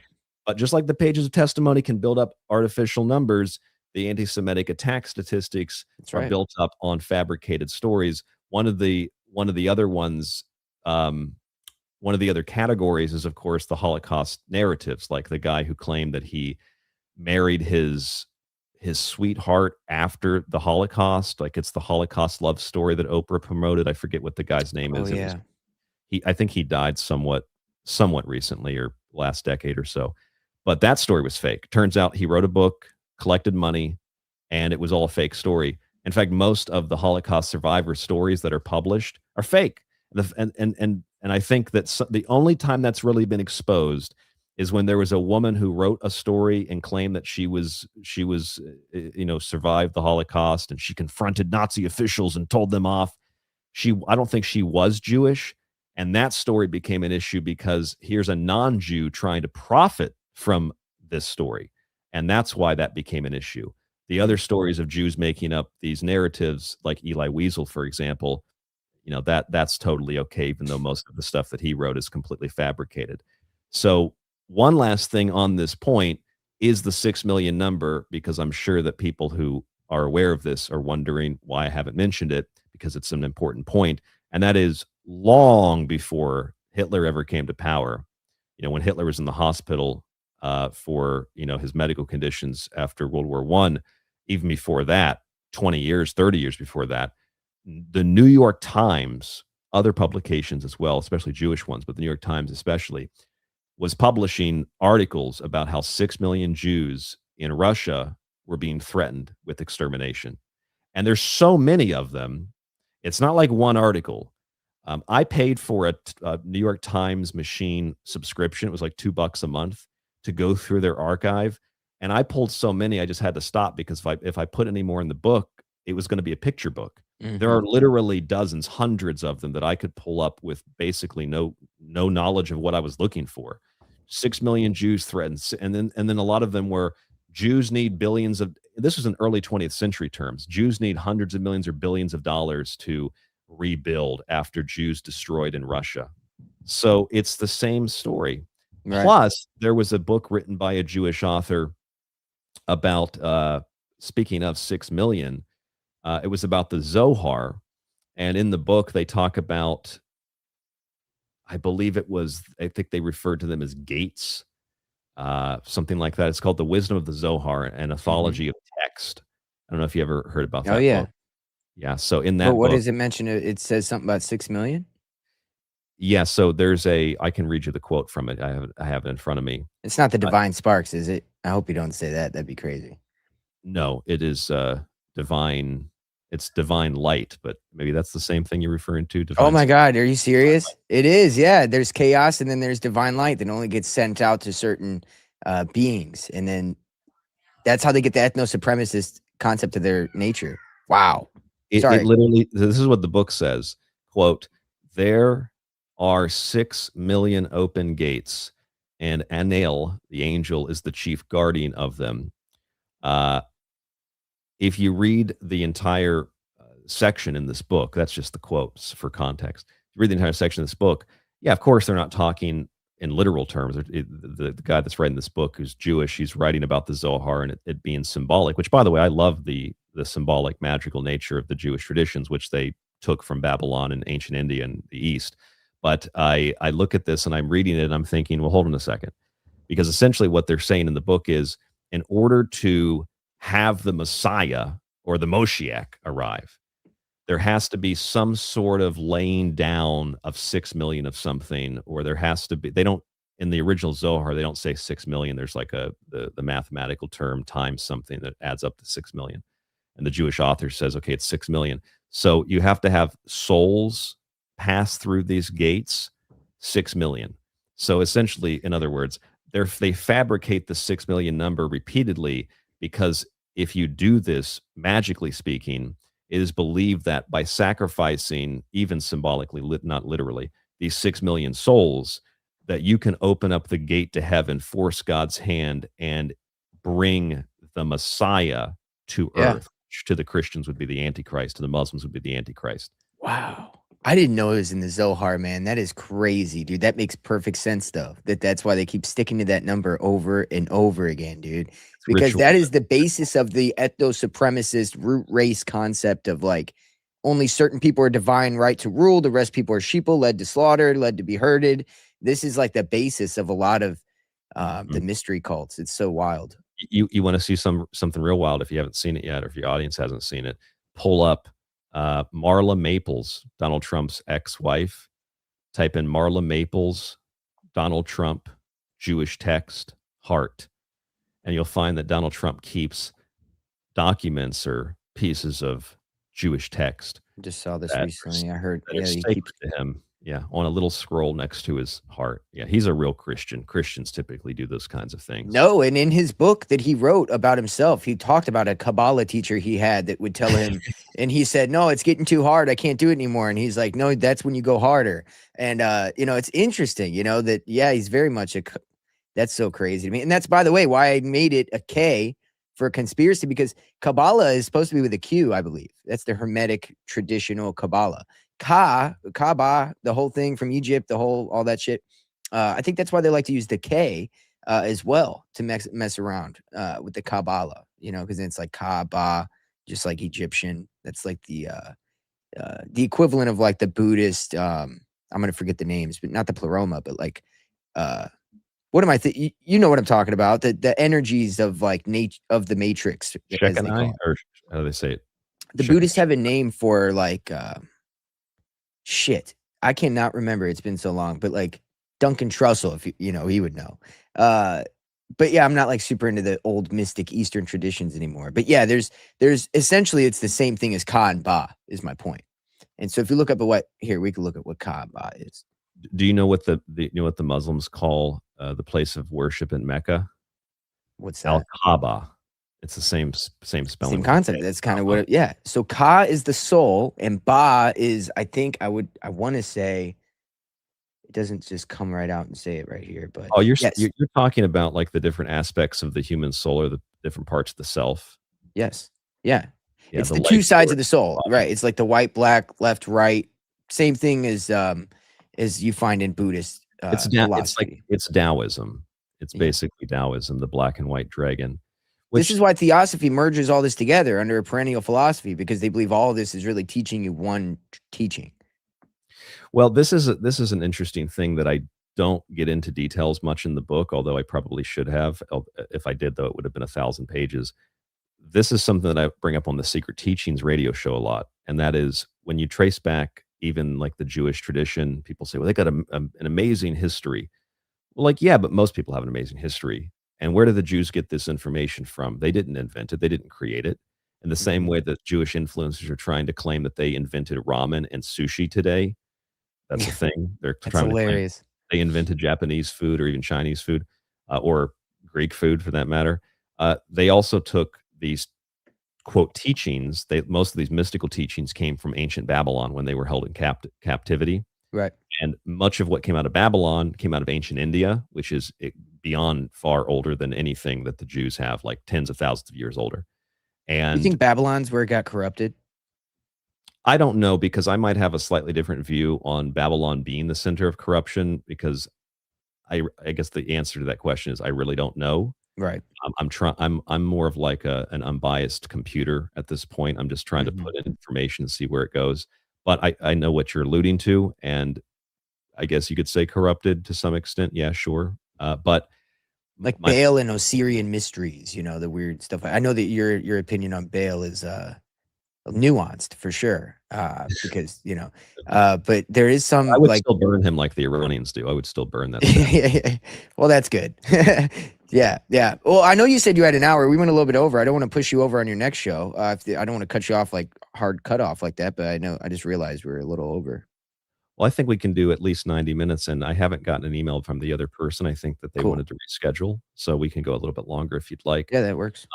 On that point in relation to the Ka and Ba and in relation to Taoism, and a relationship to where those ideas come from, I was under the I think this is important. I was under the impression that, like, that when I was a kid, the 10 Commandments and all that was like an exclusively, like, Jewish Christian thing. Obviously, no one bothered to teach me in school that there are legal codes that far predate the Ten Commandments, not just the Code of Hammurabi, for which there is a notice in the U.S. Capitol of Hammurabi, which also rabbi, the name rabbi, Hammurabi. Mm, Uh, that is what we would call modern day Iraq. But if you yeah. go back even further than that, that was the first dynasty of Babylon, which is where probably that's where the Jews got their ideas from. It's Hammurabi, part of them. But if you go back even further, if you go back into ancient Egypt, the ancient Egyptians had their own set of laws handed down by God. You go back into ancient China, they had the same thing. In fact, every culture, whether they predate the Jews or not, had some kind of divine contact. Just tribes that live in the Amazon. So the idea that the Ten Commandments are like necessary for civilization, like, generally speaking, sure, like, we probably shouldn't kill each other and we probably should respect, certain groups of people in society, generally speaking. But it's not an exclusively Jewish thing. And so the narrative today that if it wasn't for Judaism, the whole Western world would collapse. It's like, well, Hmm. the whole Western world's collapsing because of Judaism, just like Germany was collapsing because of Jude or, you know, a Sabbatian Frankist version of Judaism, if that Right. makes people happier. But if you go further east, like, this is one thing that you probably heard me say over and over again. If you go further east, I won't ramble on about this, but just one clear statement. If you come to Tokyo or Seoul, Korea, or Singapore, Korea may be 20% of the population, but Japan, it's like 1%. And Singapore, I think it's like 14%. There really isn't a lot of Jesus. Okay, there's like no Jesus in Tokyo. It's a couple churches. It's nothing in the country. So how do you have a society that famously functions, famously is respectful, famously takes care of the older people, the elderly, the parents, the grandparents, famously has clean streets, famously has virtually no crime, famously has all the ideas that Christianity claims to own without Christianity? Doesn't mean Christianity's bad or even Judaism's bad or whatever. It just means that you clearly don't need a religious system to have that. You clearly don't need some divine law on a piece of, plaster or a piece of rock to tell you to do these things. People can decide on their own. So I think that's an important part of the equation too, because if the argument is Israel is what is saving the world and stopping the evil from spreading and stopping immorality, it's actually the opposite. They are the immoral ones, and that's kind of how I start the book, is by looking at the history of what the Jews themselves take credit for, and it's usury, which is illegal in Iran. It's the entertainment industry. And with all that money from the financial sector, you have money to finance the movies and now the TV shows. And you have money to finance the magazines and the newspapers. You have money to just buy things up when you don't control them and pay ridiculous prices. Like the LA Lakers were just bought for like $12 billion or something. Just, walking into, I think it was 12 billion, walking into a store, let's say, and a TV's $1,000 and saying, I'll give you 30,000 for it, because money has no meaning. It's not only is it generally fabricated out of thin air in terms of fractional reserve banking, but you have it, you can print it at will yourself. Money doesn't mean anything. And that's the question to me was always like, how exactly do porn companies function? They have to be self-funded because they're not making money otherwise off subscriptions for $1, $2. It turns out they're funded by Jewish billionaires. Almost all the porn companies are run by Jewish billionaires, or they're run by Jewish people that have those connections. Like, for example, Joanna Angel is a very famous porn woman, or her ex-boyfriend, what's that guy's name? Something Dean. He's also Jewish. Her company is called Burning Angel. I mean, I don't know how much more clear this Yeah. has to be. Yeah. That's just one example. Or someone had sent me this. This is crazy. I can't play it because it's essentially pornography. But someone has sent me a link. There's a recent pornography that came out where literally I should get the audio recording, at least, of the acting portion of it, where the woman is literally talking about Jeffrey Epstein and the Mossad and how they're like running the porn industry or something. It's like a big joke in this porn production. Wow. So, and then you have the Cami thing I mentioned earlier with Anthropic's CEO's wife, and you have Yeah. Al Goldstein, and you have the Disney of pornography, and you have Seymour Butts, who did porn with his mom. Like, this is not Muslim. And clearly, this is the thing that gets me, is all these things are things that the Christian 60% of the Christian population in America doesn't like. And yet, for some reason, they still think because a verse in Genesis tells them to like a nation state of ethno-supremacists, that they have to support all these other things too, like the Rabbi Solomon Friedman that runs Pornhub, or Ravinsky, the guy that died who ran OnlyFans and sent the money to the IDF. I feel like the idea of the propaganda and the psych warfare is simply, it's very simple. It's simply to prevent the mass majority of Christians from rebelling against it and going to war with the Jews like they have been for thousands of years. That's right. And then labeling the Muslims as they're the ones that push the gay stuff. They're the ones that push the transgender stuff. Get those evil Muslims. Yep. Muslims are most of the time, they're conservative in almost every single capacity, with the exception of like immigration. And that's only because the Jews and the Christians have destroyed their countries and forced them to come to the United States. So Yeah, I mean, there's an aspect to like real Christian. there's an aspect to like real Christianity that has been completely obfuscated by 501c3 churches, by eschatological ideas of the Bible, Schofield, dispensationalism, focusing on the Old Testament, even though the whole New Testament completely, the work is complete now. There's no reason to even look at the old now, because the new describes the new covenant, which is now how you can live in Christ, which is like this real version of Christianity, not some weird version that you're getting now in church, which is everybody is in God's church. Like, you don't have to be any kind of ethnic religion. You don't even have to be super dogmatic in Christianity. You just have to walk in the line of the teachings of Christ, and that's it. And it's pretty simple. And people have even obfuscated that. And it's pretty crazy, because now everybody hates Christianity because of the version that it is today, which is not even the real version it was intended to be. It was intended to be a lot closer to your point of the Eastern philosophies and things like that, which are a lot more just grounded in just being a decent human. It's pretty basic. Yeah. So to your point, that's exactly right. They hate Christianity and they have to destroy it. That is because they believe that they have perverted and stolen their teachings. And also, Jesus coming made it to where they were no longer the holders of the law and the chosen people. Everybody became the chosen one in the world. And I don't think they liked that. They pretty much, their inheritance was taken. And so I think that for them, they think, fuck that. He's burning in feces. We're going to take this back over. We're going to change it into our version of us, because they then had to create their own religion after Jesus because they didn't have any of the, like sacrificing to God was no longer a thing. So they create their own version of sacrifice, et cetera, et cetera. So today's version of Judaism, even the good people that practice it, nothing against them, but I don't even see how it's a viable religion because if it's based in this idea of like this person that's going to come and serve this, sacrifice for the inheritance of everybody in the world, they rejected that. So then afterwards, if you're still practicing old Judaic practices, I mean, you're not even really, it's not a real religion anymore.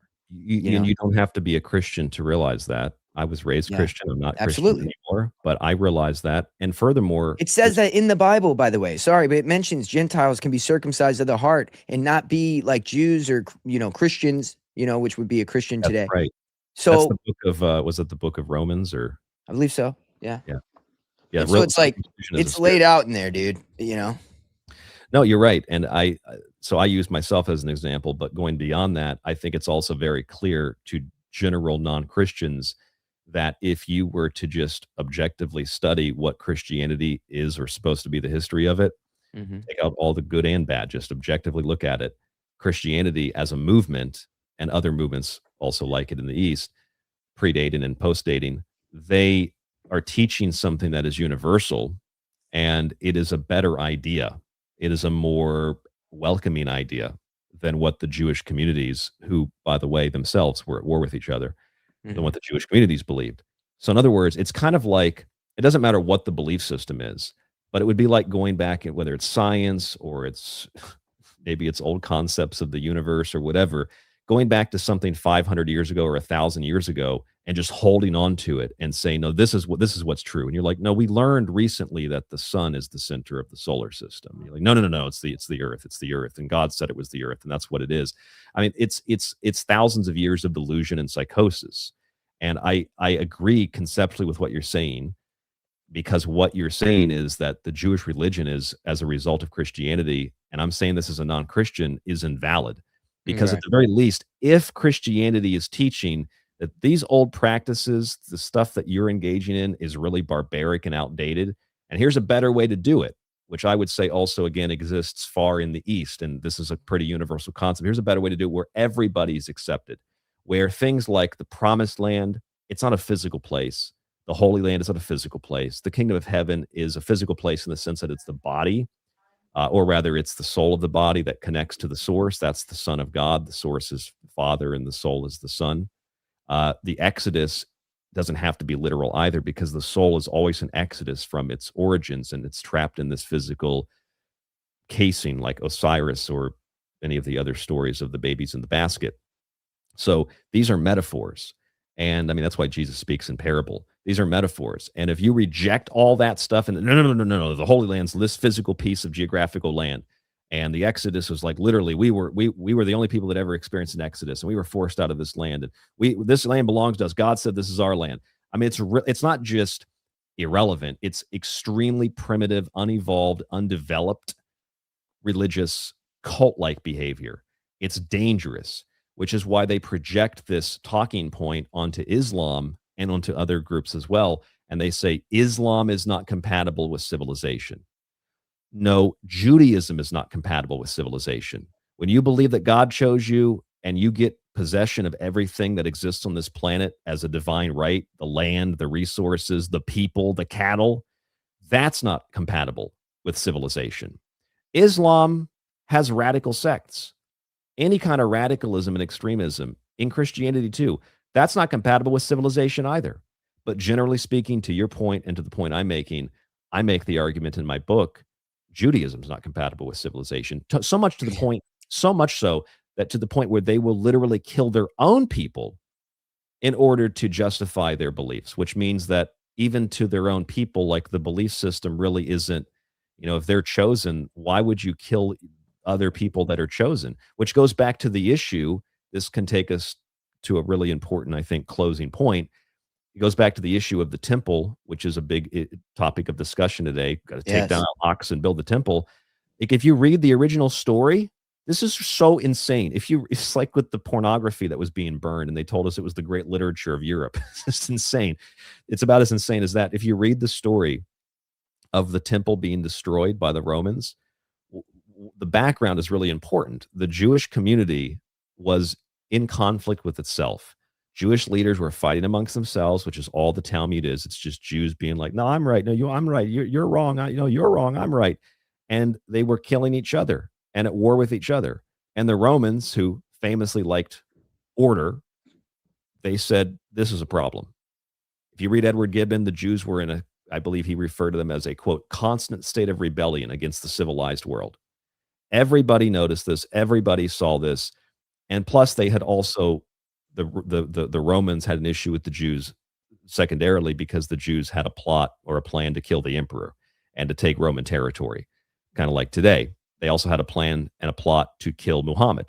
You can see why they were driven out of Muslim territory, because they tried to kill the prophet Muhammad. He's a pedophile rapist. Well, actually, not really. But even if you agreed with that, that's not really the point. The point is these people believe in him, and the Jews tried to kill him. So that's why the Jews were driven out.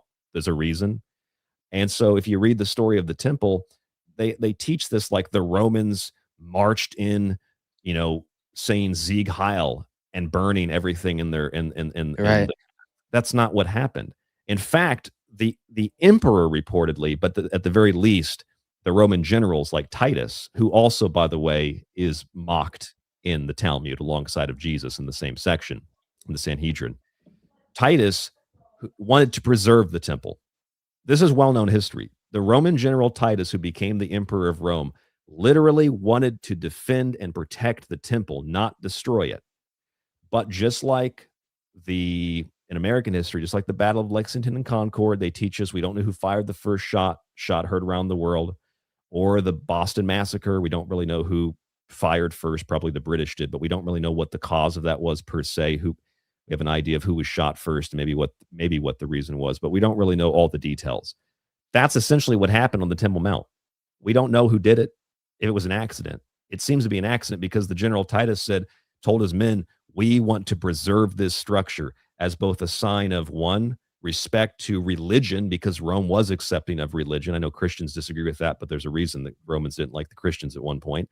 And also because it's a symbol of our victory, and it's a symbol of our mercy. We're not going to destroy this temple.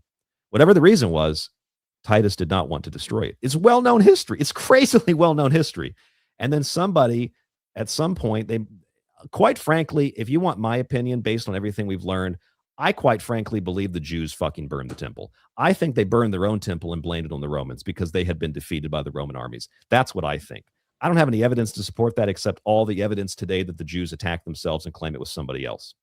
Oh, However, yeah. I mean, you're going off of, if you look at their MO for today, right? We've went over a couple instances that they have done similar things. Go over these books real quick. Sorry, my wife needs something. Give me 1 second. Look at these. Go over these real quick for everybody, and I'll be right back because I did want to touch on something with the temple, so I don't want to let you go yet, but I just have to bring this upstairs. So I want you to, you could go over your books and what they're about. Fire books, by the way. Appreciate that. Thank you. 1 second. Sure thing. Well, I guess to conclude that thought in relation to the temple, we know for sure that the General Titus wanted to preserve the temple. This is not a debatable point of history.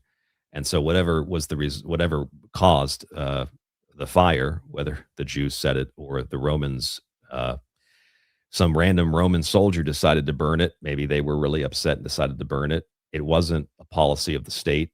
The policy of the state was to preserve the temple. So just that alone completely destroys the narrative that we have to, the Jews have to destroy the modern Rome because they burned a temple. And I think this is part of a larger issue within Christianity because, Tucker Carlson just reportedly figured this out, that if you're a Christian, you can't believe that it's a good thing to build the third temple, because to build the third temple would literally undo the sacrifice of Christ. I mean, and I'm not a Christian, and I know that. So why Christians don't know that or why they ignore that is baffling to me. But here's the thing that I want to talk about. I'm so glad you're still talking about the temple, because I've got this theory that the digital temple is the plan. So you know all about the exoteric and esoteric, right? The exoteric in this case being the literal third temple in the Middle East being built by destroying the Al-Aqsa or Hello, Al-Aqsa Mosque Moss. and then, rebuilding the temple. However, when you look like the Baal room that's set up like the Solomon's temple, and you've got this technocratic kind of AI police state government system being built under it, and you think about this idea of like consciousness being represented by water, which has been pushed forward many times, where consciousness symbolizes or is symbolized rather by water. And we're heading into the age of Aquarius.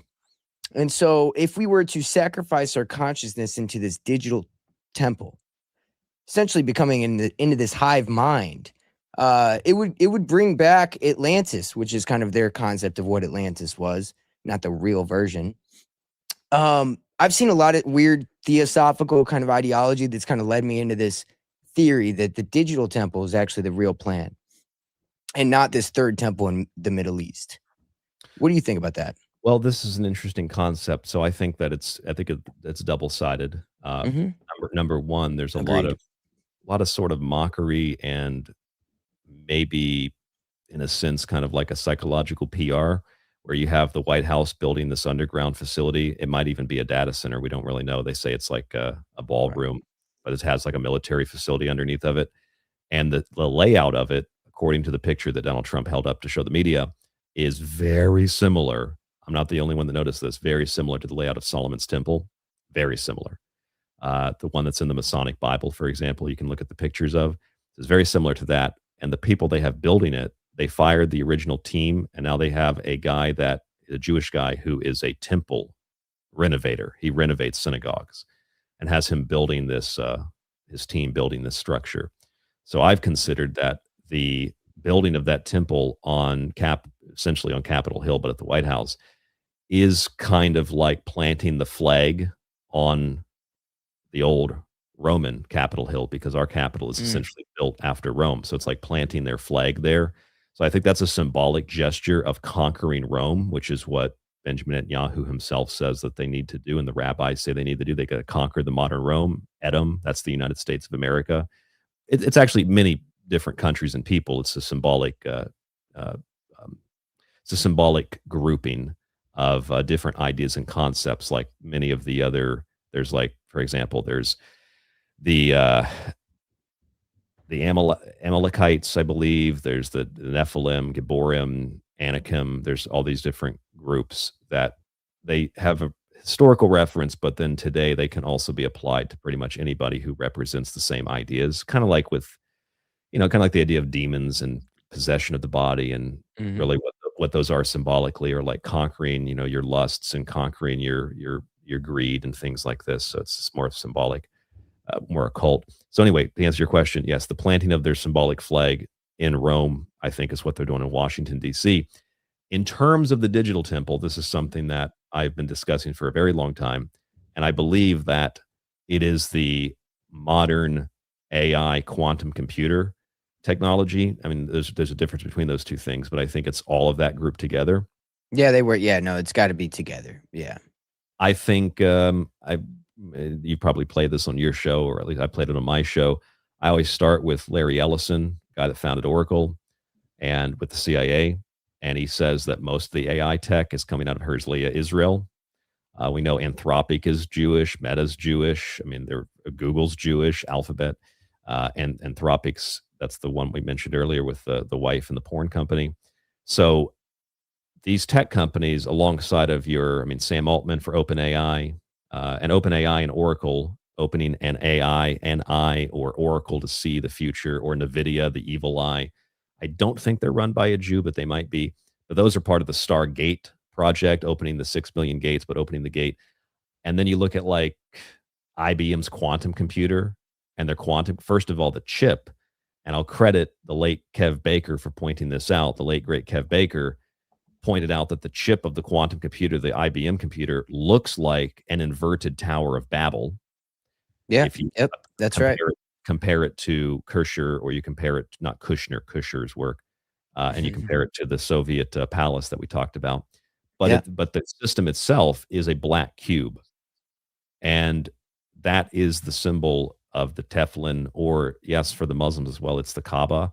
If you read Manly Hall talks about in South America, they had a Kaaba, which was like a black stone that was worshipped by some of the tribes, Hmm. It's which materiality. materiality, or it might just be the fact of whether you're in ancient Arabia or if you're in ancient America, something falls out of the sky, so it's divine. I mean, I think even the English made isn't there like a dagger that one of the kings had or something that was carved? Maybe the Egyptians had it carved out of Yeah, a Egypt. meteorite. Yeah. Like that's not a unique thing to the Muslims. Or they pray to a stupid rock.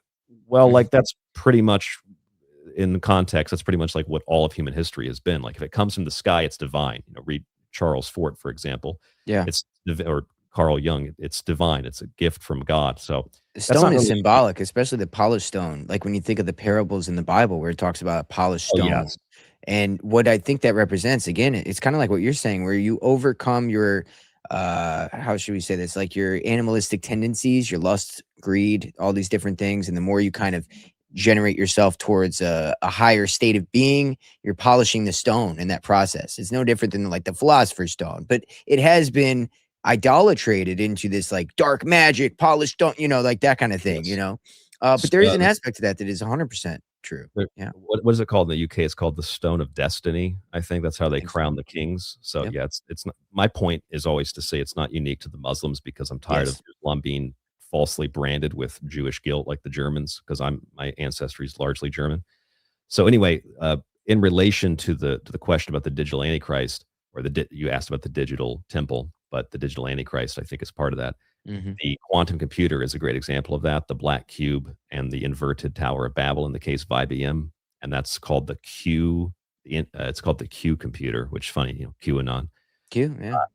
And then you have the development of all this artificial intelligence that supposedly is largely Israeli. I would just assume they stole it from smarter people. That's kind of how I just assume things now, kind of as a joke. But I think that when you look at even what non-Israeli companies are doing, some of them are also funded by Israelis, even though they're not technically Israeli. But you look at what these companies are doing. I mean, let me put it this way: when you listen to people say things like, "I asked Grok" or "I asked ChatGPT," I don't know why that suddenly has become a credible thing to say, or like how Wikipedia has suddenly become a credible source. When in school, I was always taught never use Wikipedia. Now I don't it's get it, dude. now it's like if you ask Google Gemini is like, oh, that's true, that's not true, and then the source is Wikipedia. So now there's like two layers of Yep. nonsense. No, yeah. Or But Reddit. It'll pull Reddit. Like, or Reddit, yes, this is what or people Reddit. are, this is what, and it's crazy because it drives me. I get pissed off when I see people that I know are reading off of AI to give me information, like whether it's like online or whatever. I'm like, yep, I'm never going to look at this again. Like, whatever this person's putting out again, because it's not real. Like, you're not giving me any real information that you believe, have any conviction of, or, have even researched for more than 2 seconds. You're giving me a rendition written by a computer that's been programmed by the same people that are trying to hide or obfuscate this information. So it's just crazy to me. I'll put it this way. It might be a controversial take, but I'll put it this way. The way that I see these systems is kind of like the porn industry. I'm not entirely opposed to sexual content in a society between adults and people that have made agreements where there's no trafficking and abuse, et cetera. And there's a fine line in a gray area. There's obviously a difference between Al Goldstein pornography and, say, the Japanese adult video industry, for Mhm. example. There's a huge difference between having artificial intelligence or having what they claim is AI or chatbots and LLMs and having these systems set up so that people can use them and they're just objectively like I type something in, hey, were the book burnings in Berlin a result of pornography or the great works of literature? And ChatGPT says the great works of literature. And I know that's not true. And I show ChatGPT the picture and ChatGPT says, that's out of context. And I'm arguing with it because it's programmed by Jews to not tell us the truth about those histories. If it was just objective and it just told me the truth, it would be much more useful and beneficial. For the general public, it's meant to be used as a source. And then you read about Brad Parscale, who's the former Trump campaign manager, who was just paid 45 or so million dollars. I think his company's called Clock Tower to literally, this is not an opinion, literally create fake websites, or they're real Mhm. websites, but they're fake content to feed the AI so that when Yep. you type in something about Gaza, it takes you to this Jewish run website that's really Mossad run website. That's the guy that's actually registered as an Israeli agent under FAR in the US, Brad, the former campaign manager of Donald Trump. So, anyway, what I'm getting at here is the AI or the chatbots could be used objectively, like could be a open source of info and help people get information. The way that they're using it, that's the purpose I think that they've employed it for. But they're also using it, I think, for the same reason that I've used it to find sources. Like in this, it's about prompts. So if you know how to control it, if you know how to prompt it, you Right. can get accurate information. So if you use it and you ask it a question, it says whatever, and you say, "Well, show me the source." The source is Reddit or Wikipedia, not accurate. But if the source is you take me to the actual scanned document from like the Department of Justice or the CIA, not saying I trust the DOJ or the CIA, but that's a lot more credible of a source. Take me to the source. You can use it for those purposes. And that's what the elites, that's what the billionaires, that's what the tech people are using it for, I think. But for the general public, they're feeding them all of this slop. So in the same way that porn could actually possibly in a society be argued to be used for release of sexual tension, let's just argue that, let's say, for a very controversial take. I like controversial takes. AI could be used for good, could be used for beneficial purposes, Hmm. but it's not. And people are getting the slop version. They're getting the Al Goldstein version. They're getting the garbage. They're getting the programmed Israeli responses. And so I think that in that context, what they're trying to do to answer your question and to conclude my thought, and I assume you'd probably agree with this, I think they're trying to, and I think this ties in with the disclosure of UFOs as well. They're trying to convince people that these things are actually intelligent, that they're actually conscious or sentient, and they're going to try to tie that to something that's etheric or something that's other dimensional, something that's a ghost in the machine, something that's like alive, something that's godlike, something that's Lovecraftian. That's But right. you can't talk to it. Only they can. Only Yep. Sam Altman A can. hierarchy. They have to create this hierarchical structure that we mentioned earlier. That's dude, I hammer on this so much. And so the back doors go both ways. It's kind of interesting. Remember the Prometheus scandal, right? Where you had like the back doors for the police database that they were using all in different countries that Israel was able to access. Oh yeah. Oh Well, yeah. they have something similar with flock cameras and this AI surveillance grid that they're building up with Flock, Axon, all these different companies. There's a company called Toka, Toka. Have you heard of this? I read about that. Yeah, they have access to edit all the videos. Yeah, an Israeli, I think it was an IDF agent soldier that started this company, and they're working with Flock. And yeah, they can change, edit, alter videos. That way they can make it, look like you didn't commit a crime. Like you could get in there and change shit, which is crazy. It's very much like what they're doing with Wikipedia. But what I was going to point out was that the name Toka, if you look at the name Toka, it means God consciousness, piety or God consciousness, which is very interesting because Taka. Arabic. Yeah, Taka.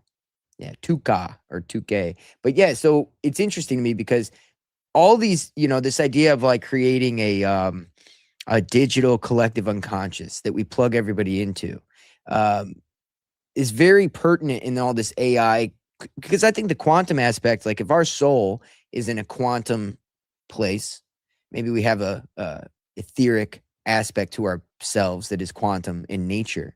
Then if you want to create some kind of sentient AI, it would have to have quantum computing technology that would be able to do that. So I think that is why it's all combined. And people like to point out, Christians do, that there's a supposed war with God that Satan wants to perform. And, he describes like it essentially describes this technology of like building another Tower of Babel to go up there and war with God. That's essentially what this quantum computer seems to be in a weird way. Now, what that means or what the implications behind that actually look like, I don't know, but it seems to be that is kind of the underlying theme here. And I believe that on one level, it's a trick because these systems are not intelligent, they're not That's sentient, right. they're basically glorified search engines. It's basically Google search with, a face on it. Uh, Kind of funny, actually. The New York Times published an article a couple of years ago about how most of the AI is basically a Lovecraftian Shoggoth with a Yes. smiley face sticker on it. That is basically what this is. It's like a monster with a little smiley face on it. So, yes, they're not even sentient. However, that doesn't mean that there couldn't be a sentient system, and that's what Right. they're utilizing.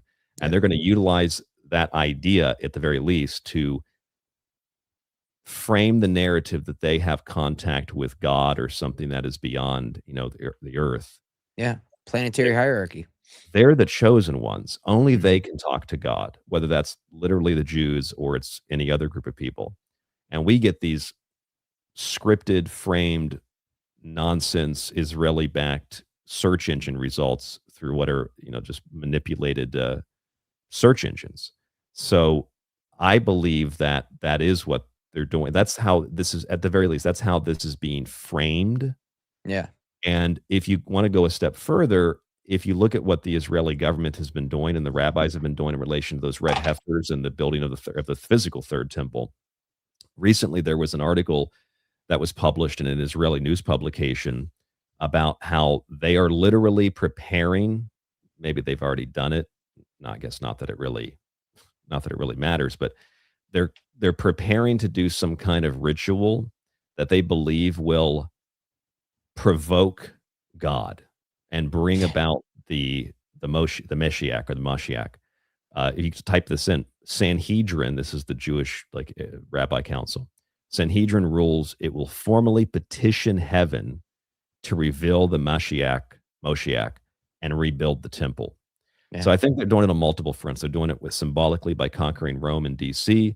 It's being done in a digital capacity with the black cube of the quantum computer and the inverted Tower of Babylon, which means if you invert the Tower of Babylon story, it actually makes, the tower a positive thing, right? Not a bad thing, not an evil thing. And it also means that they're kind of like God reaching down, because that's what it represents, man reaching up to God, but they invert it so they're God reaching down to man and letting you have the crumbs of Google, Gemini, and ChatGPT. Mhm. Which, by the way, if you take that logo and you flip it, it's the Star of David. Funny enough. That's right. So And ChatGPT, it's funny because it's just what it is on its own without changing anything. It is the black cube in chains. yeah, They're taking the power, right? And they're enchaining the power. I mean, they're putting it in chains. They harness that power. That's essentially what they're saying with that symbol. that symbol is ChatGPT. yeah, no, I know. I'm saying that symbol Oh, is naked for what it is. yeah, And then absolutely. you look at, I mean, this is this is like such a really important piece of information, and it has nothing to do with my view on homosexuality, because I really, frankly, don't even have necessarily a view except it's weaponized. I think that you look at Sam Altman and you open AI and you look at Yuval Harari, you look at a lot of these people, even the ones with wives. I mean, I don't really buy it. Just like conservatives like Lindsey Graham, don't tell me he wasn't a butt pirate. He was. I think that all these people are homosexual not because they like the feeling of other men. I'm pretty sure they're homosexual because it's an inversion of creation.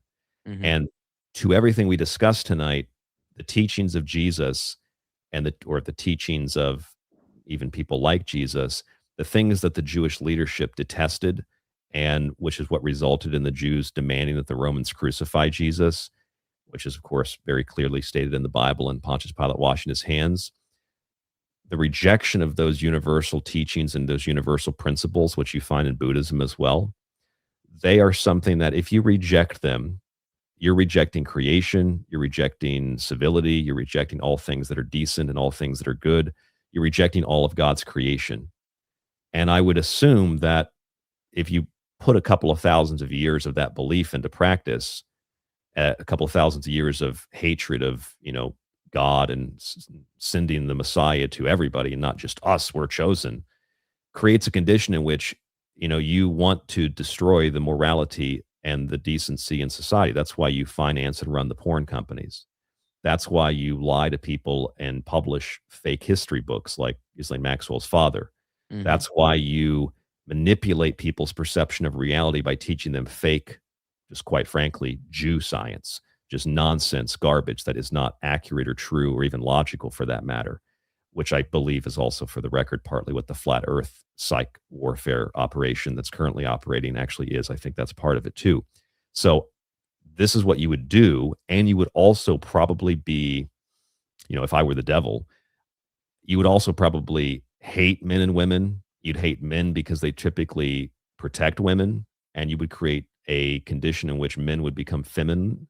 You would teach women that being at home and being protected by a man and having a man pay for things and take care of you and the children financially and with a house, that's actually oppressive. So you would invent feminism, like the top four feminist, leaders were all Jews, and two of them were actresses, and it was all stage protest, like protest public displays, like street acting, Firestone and the rest of them. You would probably also, because part of that is demeaning and diminishing the value of a woman, because a woman can give birth. She's a portal to the other side, right? The divine feminine concept, which is a universal, it's not new age, it's a universal concept historically. You would then probably yourself engage in acts that were opposed to even recreational sex. You would engage in acts that are the absolute defilement of God's creation. I Mhm. think that's why these people are homosexuals.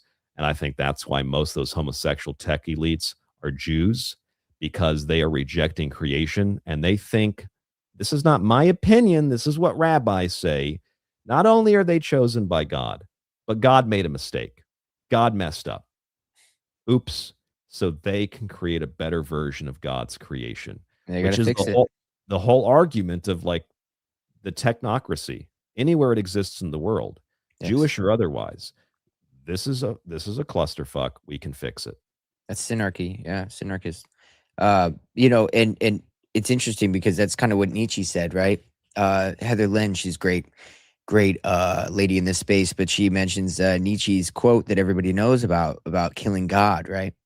But the second half of that quote is more about kind of getting into the idea of like, well, now that we kill him, now that we killed him, we have blood on our hands. What are we going to do? So, well, we have to take the office of God, right? I mean, it's beholden upon us to now take that office. And so it's interesting because that's exactly what you're pointing out, and that is exactly the philosophy behind this. It's very Crowleyan, right? The Eye of Horus was the brown eye, right? So you had a little manifestation of creation that would be done into a boy's brown eye, right? Instead of actually creation and procreation, because again, it leads to what you're kind of saying, this idea of like them becoming God through an inverted, corrupted, creationary ritual, kind of sex ritual or whatever it may be, sacrifice, etc. It's crazy. That's what 6-7 actually represents.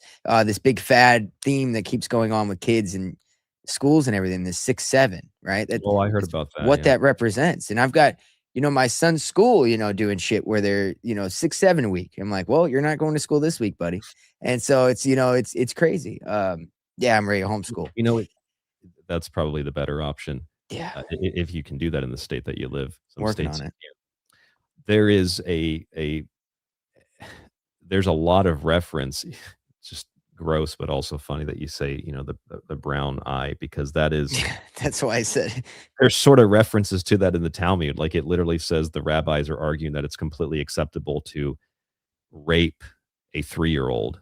But mhm, it actually says, don't worry, the hymen grows back. It's the equivalent of just sticking your finger into someone's eye, and it might water and get red, but it'll heal. And wow, like that's where you get to, it's not just two consenting adults, homosexuals that also want to genetically alter babies in the case of Sam Altman and his husband.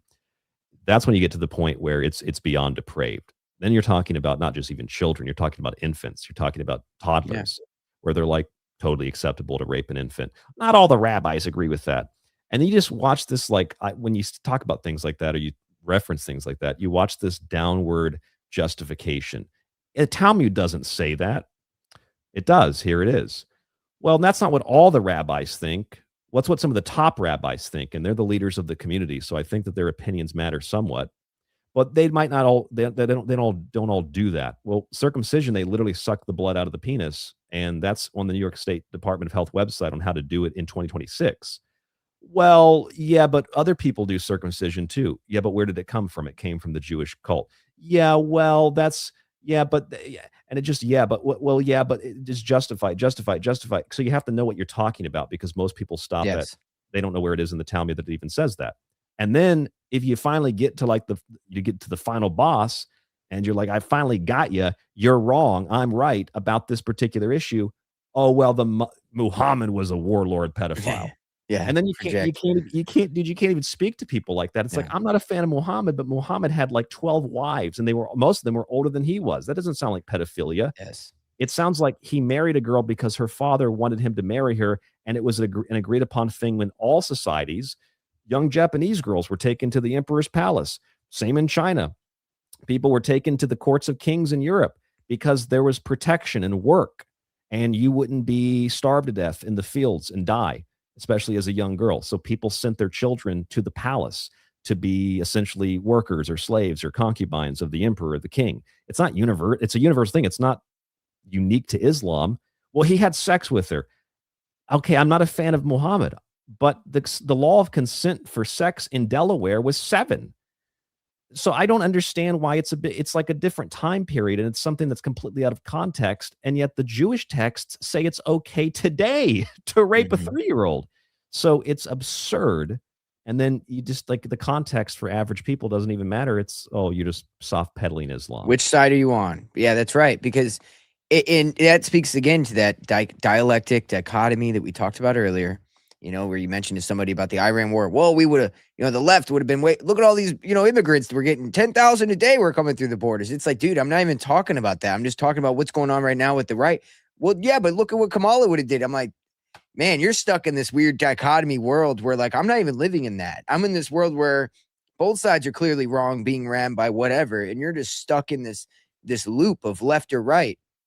And point being, this is why, in the beginning, I was saying that if you need a recalibration on your critical analysis skills or your objective thinking capabilities, critical thinking capabilities, TST Radio is the spot to go, man. Ryan Gable definitely takes a great, any topic. It doesn't matter if it's fucking Dairy Queen ice cream or the Jews and the Jews in Israel, right? It's always an objective point of view of understanding and teaching you how to think. And I've tried to adopt some of that in my show as I go through some of these topics and just try to hold a little nuance in the conversation at all times, and I'm not 100% perfect at it, but you're very good at it, sir. And I really appreciate your work. And, yeah, I mean, we could bring it up for a wrap. I'll go ahead and end it with this. I saved this to point out that, a Jewish scholar was appointed as a Catholic biblical, leader. And then this guy right here, I figured I'd play this.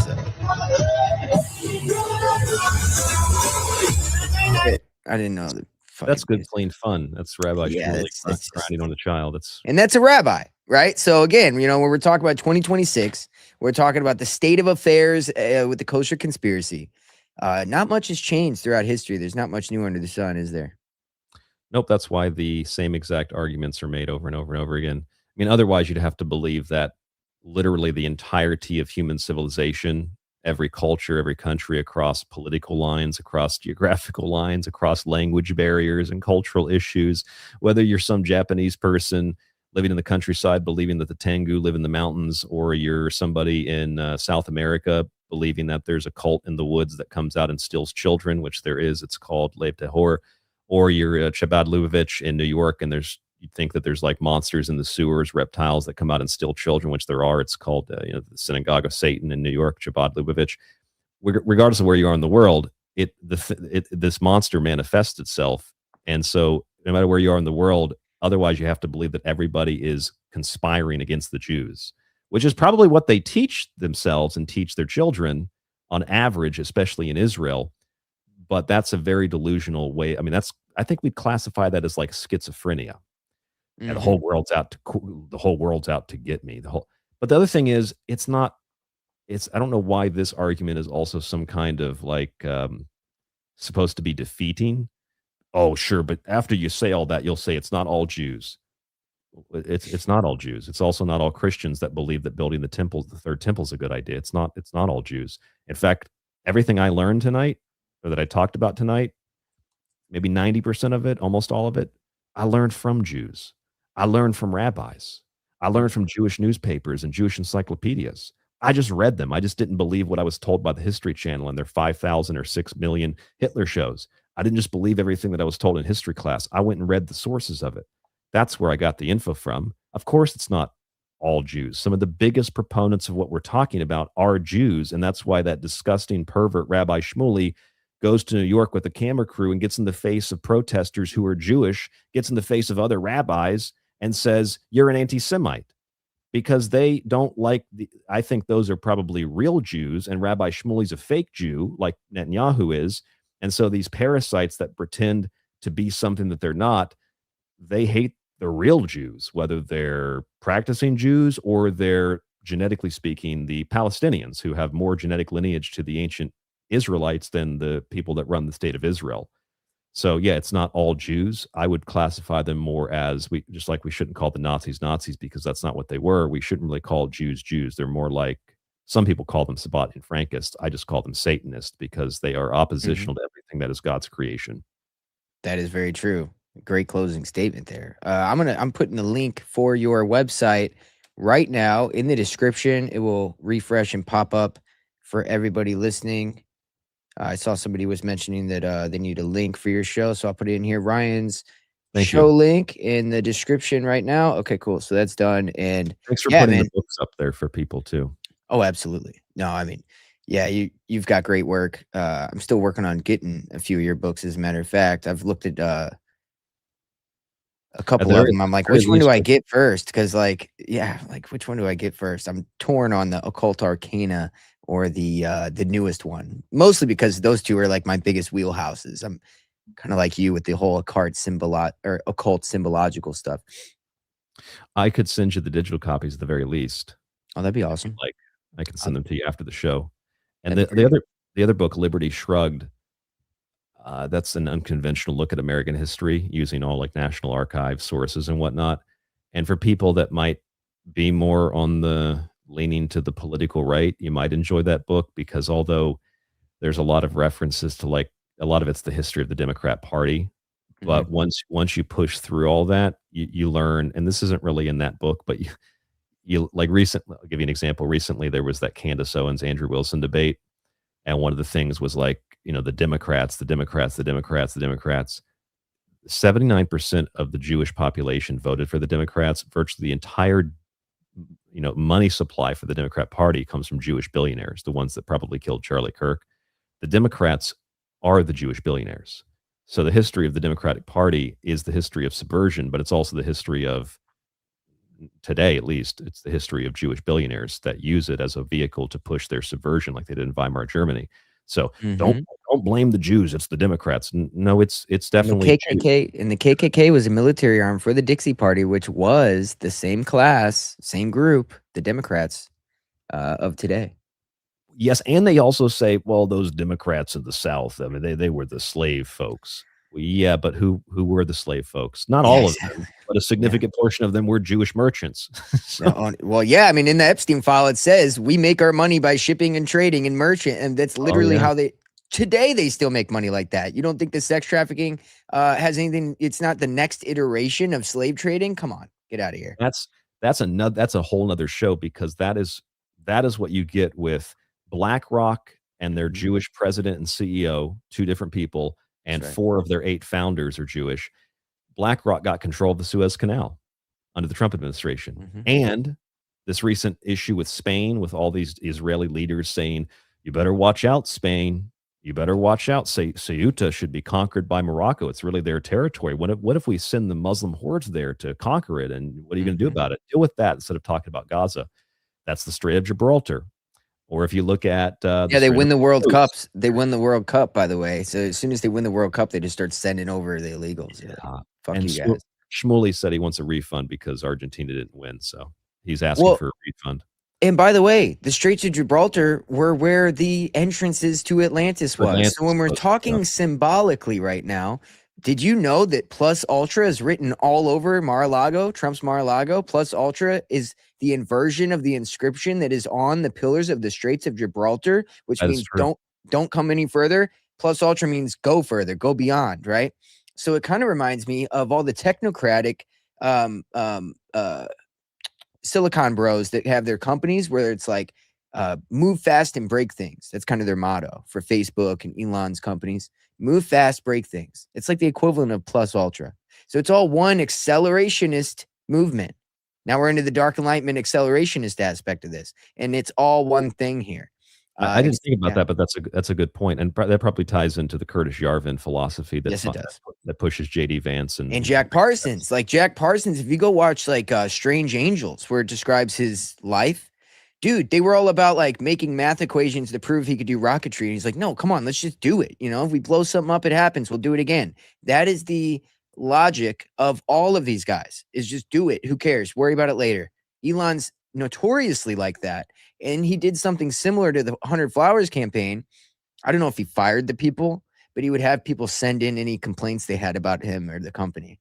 And I think, Oh, yeah, I heard yeah, about that. That's great. yeah, it's interesting to me. It's like, dude, this is crazy the way they operate. So Yeah. anyway, yeah. But yeah, great show. Thank you so much, Ryan. I'll hopefully we get one going on your show soon and you come back whenever you want. We'll talk more. Yeah, let's do it, and I've heard some things from other hosts, a couple people that I think one person at least had you on their show, and they spoke highly of you, so Oh, nice. congratulations with your show. I'm glad that things are going well. Thank you for having me on. For Of people that course. are listening that haven't heard me before, as you alluded to, I talk about a lot of different things on my show. So if you're interested, yeah, check it out. Listen. I tell people, please listen to the whole show because my show's not a soundbite show. It's a 2 hour, process of thinking. So there's a lot of stuff that goes into it. So please listen to the whole. Very lecture minded. I'll tell you what, though, it is worth it. You know, you get through that because you set the scene. You set the scene in a way that's very nuanced. You know, where you just kind of talk about something, and then you're like, oh, okay, I see how all this comes together, and it teaches conceptual thinking and critical analysis. I'm telling you, man, if you need a recalibration on how to think, dude, your show is really where it's at. I can't say Not it what enough. to think, how to think. You're right. That's an That's important right. distinction you're How to making. think. That's right. All right, thank you. And yeah, tstradio.info is where you can find him. And anywhere else, any other plugs? Nope, there's not really any social media. Been banned from almost everything. There is an X account. I don't know how long it'll be up, but yeah, that's just the website. And then you can also find me on if you type. I mean, it's on the website, but if you type in the Secret Teachings or TST Radio and say Spreaker, TST Radio, Ryan Gable, Spreaker, Apple, Spotify, etc. It's Nice. pretty easy to find the show. There are ads in it, so if you don't like the ads, I don't like ads either. You can subscribe on the website. It's pretty cheap to get access to the ad-free version. It's all independent. I don't have $500,000 like Andrew Wilson and TP USA or TP or toilet paper and Candaceones to have debates. It's literally me in a room with a bunch of books, and I have no team. There's nothing behind me. There's no money behind me. There's no groups behind me. I don't even have an ideology, except Shintoism isn't really even an ideology. So it's just I me. second everything you just said there. That's right. And that's I why know you don't. yeah. Yeah, that's right. So yeah, no, it's good to have organic, real people out there. So thank you for what you do and all your work, and we'll be Thank seeing you. you soon. Thank you. Later, everybody.